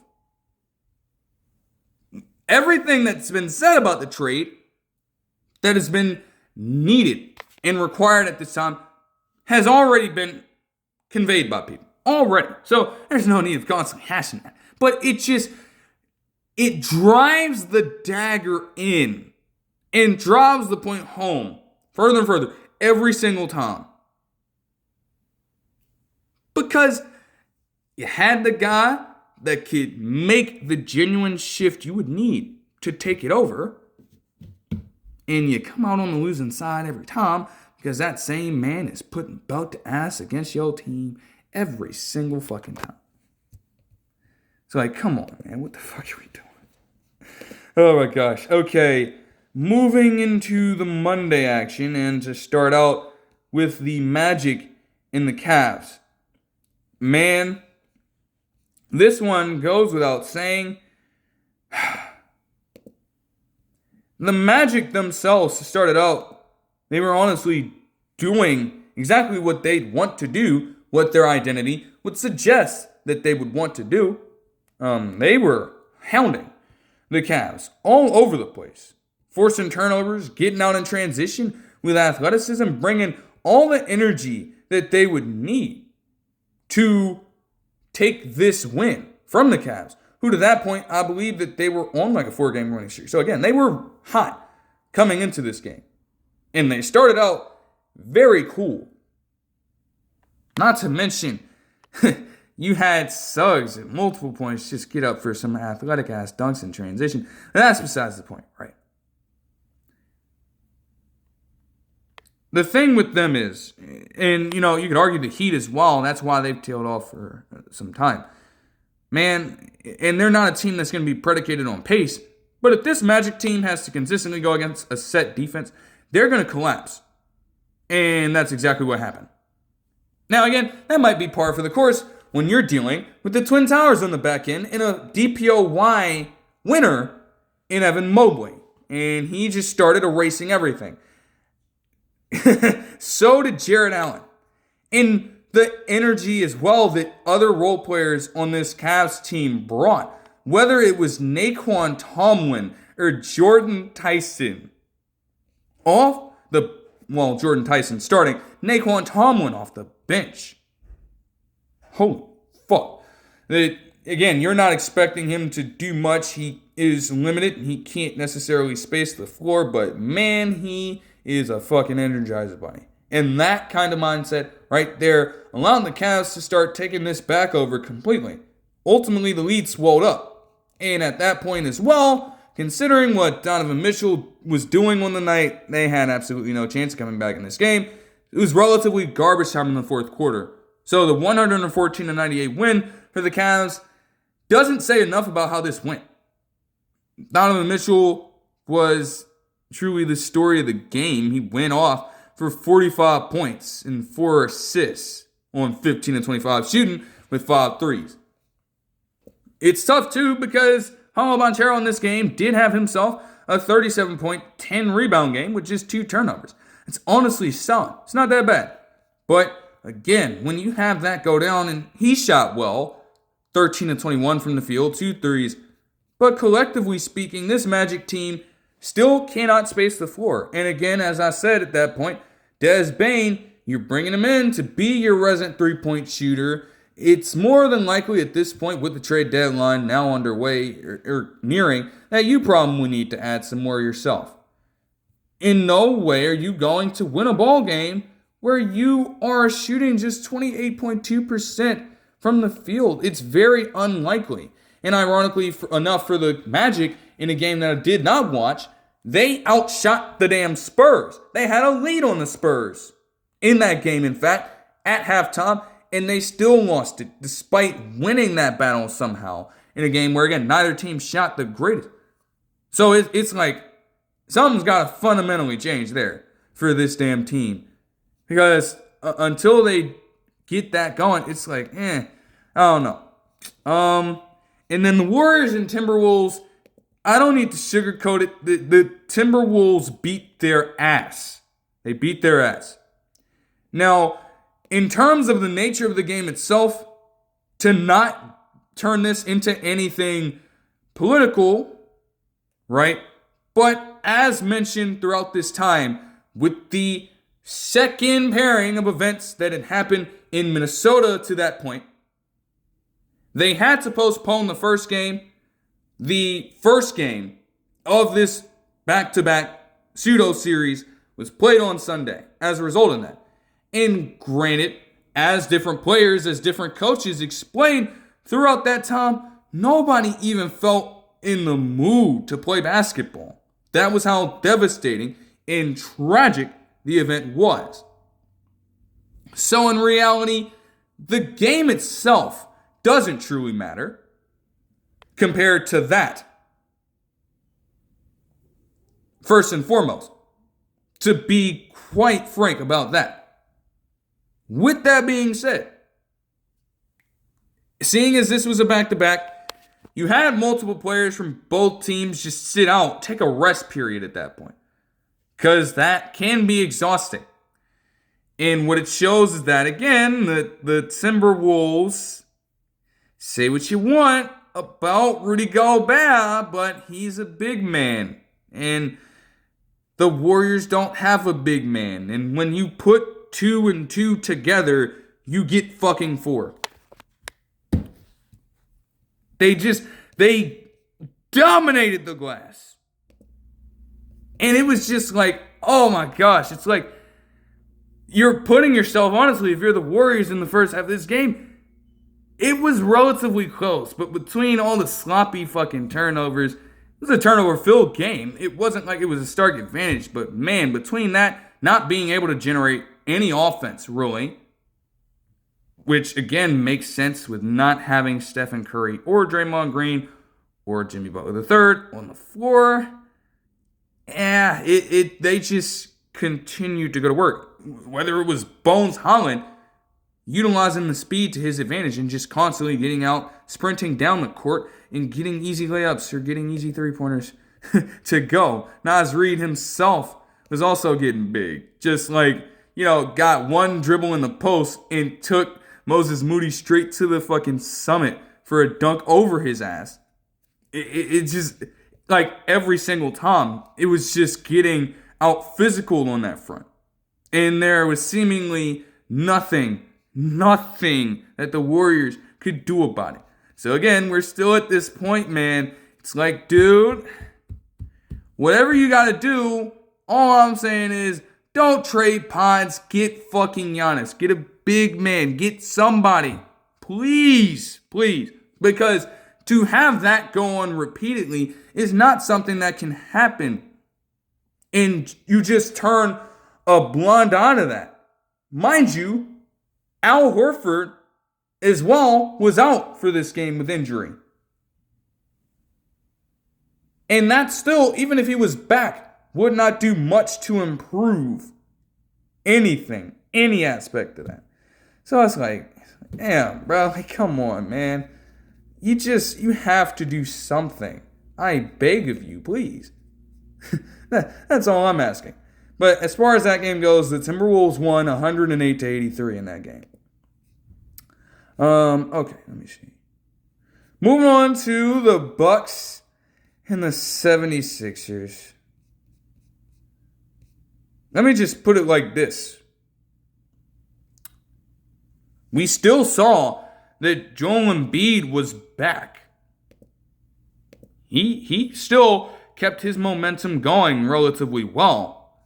But I tell you, in what they ended up saying was a big man matchup, you did not expect everything you were going to get in this one. You just didn't. Miles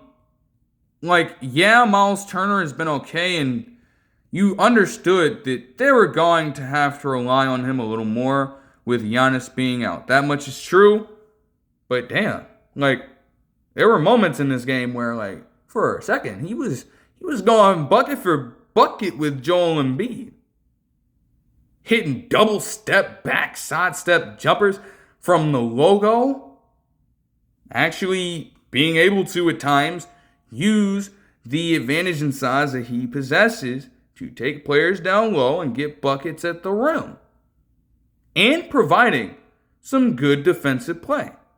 Especially when he wasn't having to deal with Embiid between the actual ability that he has and, with that reformed, rejuvenated playing style, the foul baiting's creeping back in. Yeah, some of this shit was egregious. But again, as a defender, you have to roll with the punches there. Don't worry. Bobby Portis Jr. and Kyle Kuzma had to deal with it too. Even Ryan Rollins to an extent. But in this game, Miles Turner put together 31 points on 10 of 16 shooting with 4 threes. So that was pretty interesting. It was back and forth for a while, but the 76ers were able to truly distance themselves, especially considering that at a point for a snapshot, they had a 17-5 run in the fourth quarter, and they also held an advantage in second chance opportunities for a majority of this game. And ultimately, that allowed them to break through. They also had 17 points off of turnovers compared to the Bucks' 6 at that time. There were moments where, again, they were clearly missing Giannis. That much, again, was going to be the case. They had to rely on Kyle Kuzma being a point forward and spreading the ball around. Ryan Rollins, again, put together a great game. He had 24 points on 9 of 17 shooting with 2 threes, along with 8 rebounds. And again, if things go a certain way, then it's they have to find a way to retain Ryan Rollins. Truly, it should be your next step here. You should not try to move on from him at all. I wouldn't really want that to happen. I'm not going to lie. I would not want that shit. However, for the 76ers, man, between Jared McCain coming out and sparking, especially in the fourth quarter, and Paul George putting together a third quarter of epic proportions. Like Jared McCain, for example, put together 12 points in the fourth quarter. But this nigga, Paul George, was actually turning back the fucking clock. Like, we knew at that point that he did away with all the damn podcasts. He was actually coming out and being a legitimate two-way force, like he had consistently been for years in his prime and in Indiana, of course. Even then, to be primarily taking and making shots from insanely deep range on the court. And these weren't just, routine shots either. A good amount of them were off balance, and it still didn't matter. Hand in his face didn't matter. He was unfazed. For first time in some years, one could say that he was truly locked in. And at that point, he had himself a quarter where, let me see if I can find it. I think he had 16 points in the third quarter. To go along with a game where he put together 32, 5, and 5. Up on 11 of 21 shooting with 9 threes. So you have Embiid coming back to form. You have Maxey being an all-star starter caliber player this season. You have different shooters contributing everywhere. And you have VJ Edgecombe putting together a season that honestly, in any other year, if he didn't have to deal with Cooper Flagg, putting together a 49.10 rebound game to become the youngest ever player, or at least put together the most points ever scored by a teenager. He had a chance, apparently, to become the youngest to score 50. That was Brandon Jennings. He came up just short in a game where Con Neupel, another crazy good rookie pool this season, is continuing to have a season where he is on track to set the record for threes by a rookie, and at an efficient rate for that Hornets team. If it was any other season, Edgecombe, by simply being a jack of all trades and having that kind of two-way ability that he already does, he'd be a Rookie of the Year leader at this point. And that's not even accounting for what Cedric Coward is doing in Memphis, which again, by trading away Jaren Jackson Jr. in that way, one could argue that if things go a certain way, Cedric Coward could also become more of a focal point of that team. But that is something to be watched. Nevertheless, you factor in all that for Philadelphia as this team is getting back on the right track themselves. And as of the recording of this video, they do still sit at 28-21. They're only 2 games behind the a single game. But, still, that would create just such a weird tie at this point. They're in the playoffs if the season was ending today. So they're still managing. But a wrench would be thrown in those plans, even with PG doing that the moment the potential turning point in his 76ers tenure comes about, as this team is on a fucking roll. And per Shams Charania, he's hit with a suspension for violating the anti-drug policy. Once again, what the fuck? Even with the Eagles winning the Super Bowl last year, you still get the feeling, if you are a Philly sports fan, that you can't have shit.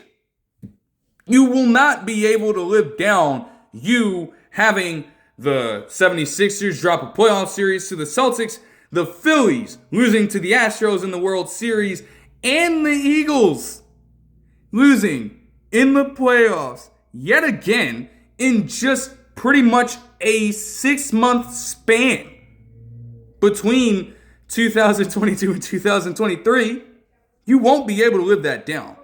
And even when it was getting better, now you're getting hit with this again. Why exactly would Paul George be engaging in something like that? I have absolutely no idea whatsoever. And then, as we get a few minutes removed from the situation, it starts to wind down a little bit. We're still just trying to wrap our heads around what the hell is going on. Then you get some more context from Shams Charania and Paul George himself in a statement that he would issue, where essentially, I don't have it pulled up for direct reference. Essentially, he stated that over the years, he's been a proponent of advocating for mental health, and that he, at a recent point of time, had been dealing with a mental health issue of his own. And in an attempt to confront that and potentially overcome it, he encountered a prescription that proved to be illegal via the NBA rules. And as a result of that, with that being found in his system, that is where the suspension stemmed from. And it's from that standpoint, it just makes things even weirder. Now, again, if these are mental health issues that he's dealing with, again, you obviously have to give that some merit. You can't just totally dismiss what's going on there. But at the same time, to have all that go down and get placed in a scenario where you automatically just get suspended 25 games, and mind you, he can still be, as I watched on the microphone video discussing this, apparently he can still practice with the team, he can still be around the facility, but on game days, if he's still there in a 2-hour window, that's going to be illegal. He can't do that. He has to be off the premises prior to the actual game festivities themselves.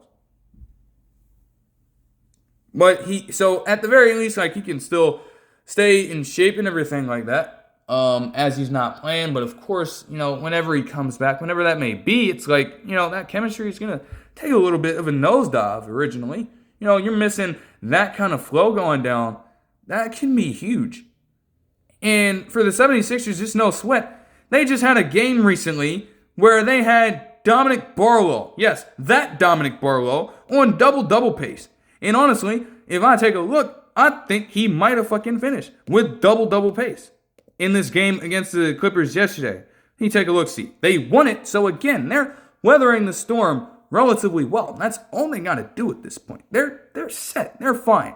But, yeah, what the fuck? 26-16 for Dominic Barlow, essentially replacing Paul George at this point. And on 10 of 16 shooting, he actually made a 3, despite being just generally a player that doesn't take them, has been one of the worst in terms of efficiency when he has. And he's coming out and doing that as a reserve player. Not to mention with what, going back to the Knicks game, Kelly Oubre Jr. had also been doing at the same position. So if you're getting those kinds of players to step up in those moments, you're not going to miss too much of a beat. It would help to have Paul George back. But, bro, you're chilling if you have those players contributing in those fashions in their own respective ways. That truly does go a long way for them. So they'll live with it. But it's no, damn. At that point, you'd have to ask yourself what truly goes into these suspensions. What truly goes into them?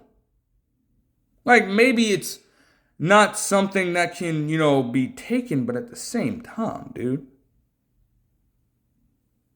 Like, what exactly is the criteria here? How does one come to that conclusion?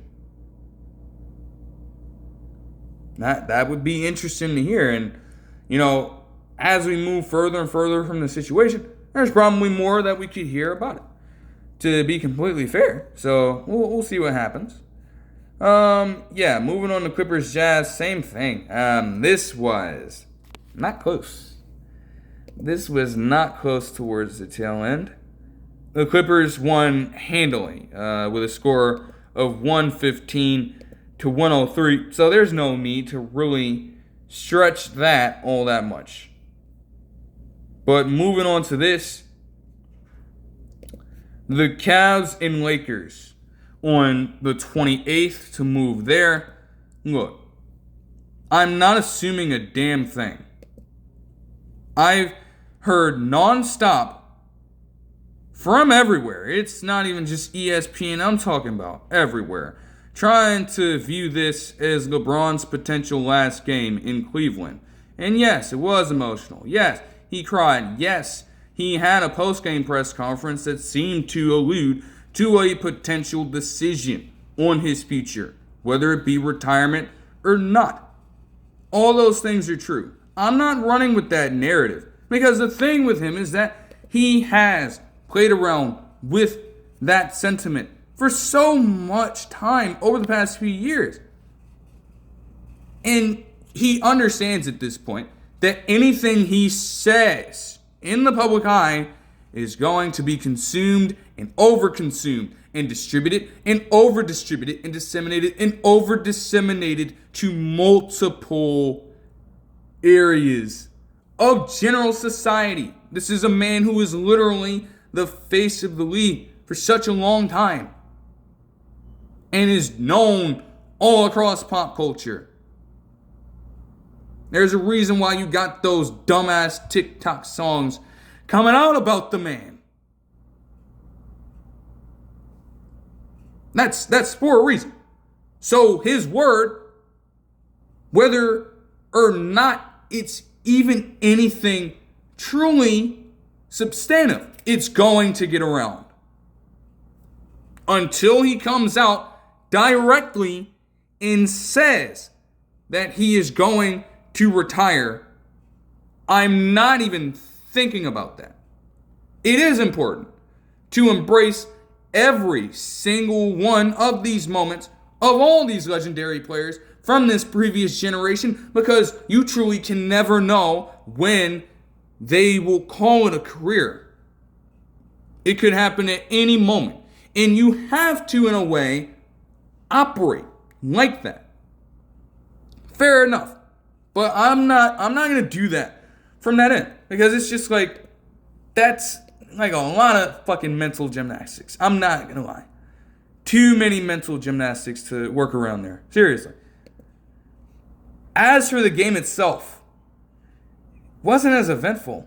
They wanted to cherry pick and say that Bronny, for the first time in his NBA career, had as many field goals made as LeBron did in a game. And those came in garbage time. That alone tells you a lot about the game. However, the Cavs, all over the board, dominated the Lakers. All over the board. Luka Doncic still did okay, although he did briefly experience an injury scare with the elevated court that Cleveland still has. That's been up for debate for such a long time. I'm very aware of that. And you definitely heard a lot about that too. But he would still overcome that. He'd still put together a solid game. The thing is that, oh man, the strength in numbers for the Cavs, instead of being over-reliant on one player in this game, did everything for this damn team. Whether it was Tyrese Proctor coming out and hitting shots, DeAndre Hunter for what would be one of his final games with the team, actually putting together a solid stretch, including a third quarter where he had 11 points, and also Jordan, Well, Jordan Tyson. Jalen Tyson. Fucking goodness. I keep mistaking it because now I've learned that those two are brothers. They are related. So you have Jordan Tyson being on this ascent over the past few games with the Cavs and getting himself in the national spotlight to the point where, even with him having LeBron influence, he came out in the postgame and said that this is Donovan Mitchell's city. And Donovan Mitchell had to pay homage, he had to show respect. But Tyson backed up his talk as far as the game is concerned with the overall hustle that he had, with his ability to hit numerous shots throughout this game. So that's warranted.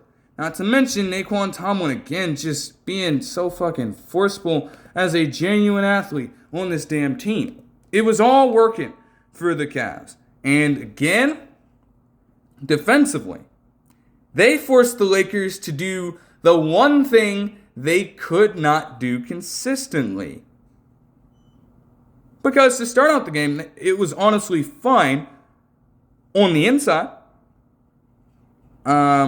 They had Rui Hachimura shoot perfect from the field to start the game, in fact.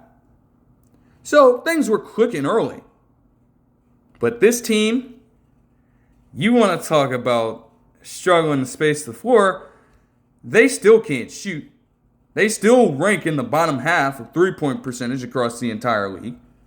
And the main area that is generated from is literally Luka Doncic pulling back the ball and stepping back every single time to make a three, or at least get a good enough look to foul bait. Now, again, by nature, that's going to be the Lakers' strength.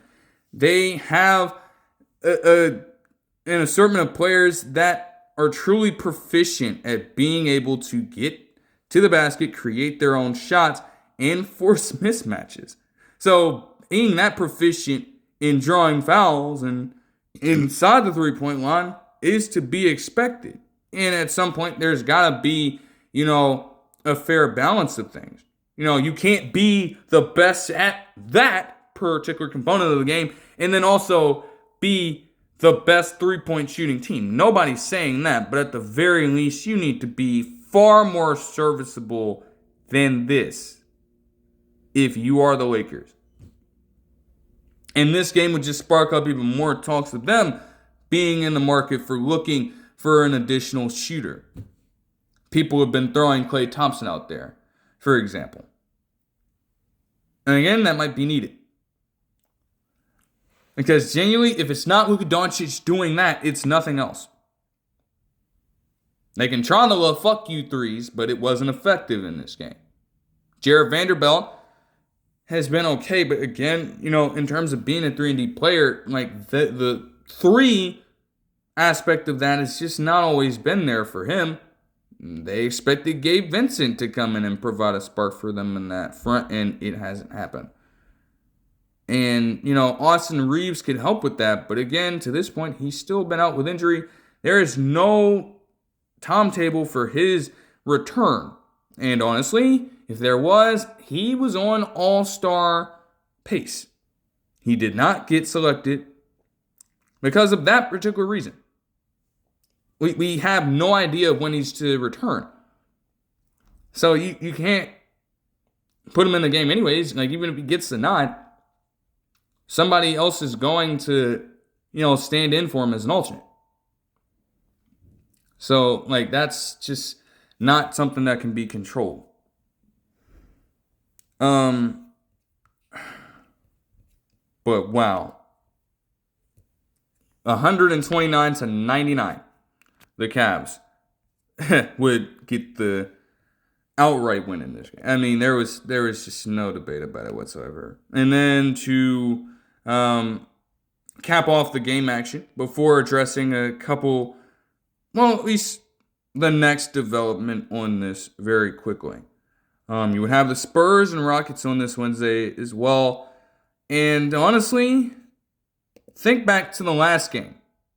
The game the week before, essentially, where you had that 30-minute delay because the rim was uneven. and they had to do everything in their power to get it leveled out once more. Yeah, this Spurs-Rockets game, okay? The Rockets, I shit you not, started off the game the way they ended the last one. Because if you remember, as I was talking about it in that particular recap, they got hot in the fourth quarter. All over the place. And they maintained that similarly throughout the first quarter. Shot 80% from the field. They could not fucking miss in this period. And sure, the Spurs were matching that efficiency just a little bit. But the Rockets were just out and running completely. Everything was falling down for this team. You had Schengen continuing to show physicality even with Wembanyama guarding them. Once more, they had 6 first quarter points from Jabari Smith Jr. as well, and KD came out firing. However, this Rockets team also has a similar hitch.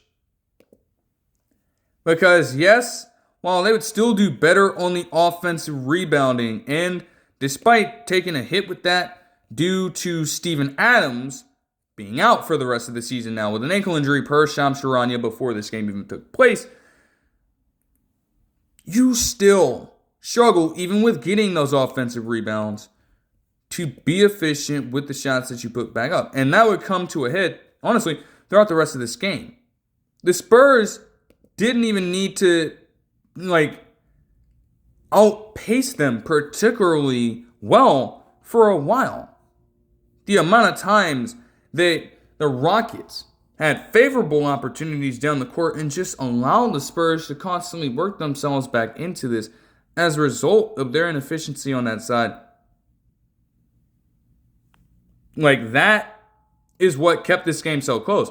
Even when they had the 8-point lead at halftime, you still got the feeling that they could still end up losing. And that's despite having some good sequences where they were able to drive Wembanyama out of the paint with deception and open up lanes for people to drive through. You attack their other guards and wings, and you keep the eraser off guard like that. That is a winning formula. And they still could not get the job done. Think about that shit for a second. The Spurs were down big overall at a point in this game. And that's despite having Wembanyama just, oh my gosh, put together some crazy fucking sequences. And that itself would continue in the second half. But even with Schengen and his hot start with 11 first quarter points, amongst others, along with Amen Thompson also being able to just show off his true athleticism as a true point guard in this case, the Rockets truly allowed this one to get away from them. Consider this. While the Spurs were honestly putting together some great offensive sets in the second half, and they were especially able to win the fourth quarter with a 27-13 advantage, which by and large won them this game. They won by 12 points. But mind you, I saw a snapshot in this game essentially stating that since the first quarter, at around the 6-minute mark in the fourth quarter, they show a graphic stating that the Rockets shot just 25% from the field. 25%. That is not a typo. That is not solely from three-point percentage, although it could be realistic for this team. I'm talking about all over the court. The team that came out ballistic and unflappable was now just missing some of the most routine shit, and at an extreme level. And there you go. Taking all that into account and having the Spurs go on runs of 11-0 and 8-2 rather, while Houston shot, I kid you not, 3-22 in the fourth quarter. 3 of 22, I should say. You're not winning a game like that. You're not. And there were moments where at a time, it could have felt like clutch time. But again, if you're not being proficient there, you don't stand a chance. You just don't. So as a result, despite all that, the Spurs would play the role reversal card, and they would come out with the win late in the fourth quarter. Despite themselves, even with Houston's horrible shooting, they were able to generate high percentage looks, despite themselves shooting just 23.1% from deep as a team. In this game, Victor Wembanyama had 28 points, 16 rebounds, and 5 blocks on 8 of 15 shooting, with De'Aaron Fox also putting up 18 points and 8 assists. Stephon Castle also had 16 points and 6 assists, and off the bench, Keldon Johnson had 17 points, 5 assists, and 7 rebounds on 8 of 15 shooting, while Dylan Harper had 16 points and 3 assists, along with 3 boards as well on 8 of 11 shooting. As for the Rockets in this game, it's like Amen Thompson had 25 points, shot 11 of 23 from the field. Alperen Sengun had 18 points and 10 rebounds along with 7 assists. He was on triple-double watch for a while and just never got there. But he still shot 7 of 20 from the field, which is just, He had Reece Shepard shoot for a 12 from the field. That's not something that's going to help you succeed in this day and age, man. It just isn't. That's not going to change. It's not going to. And you can't expect it to all of a sudden. It's not how it works. Right? You just got to be honest here.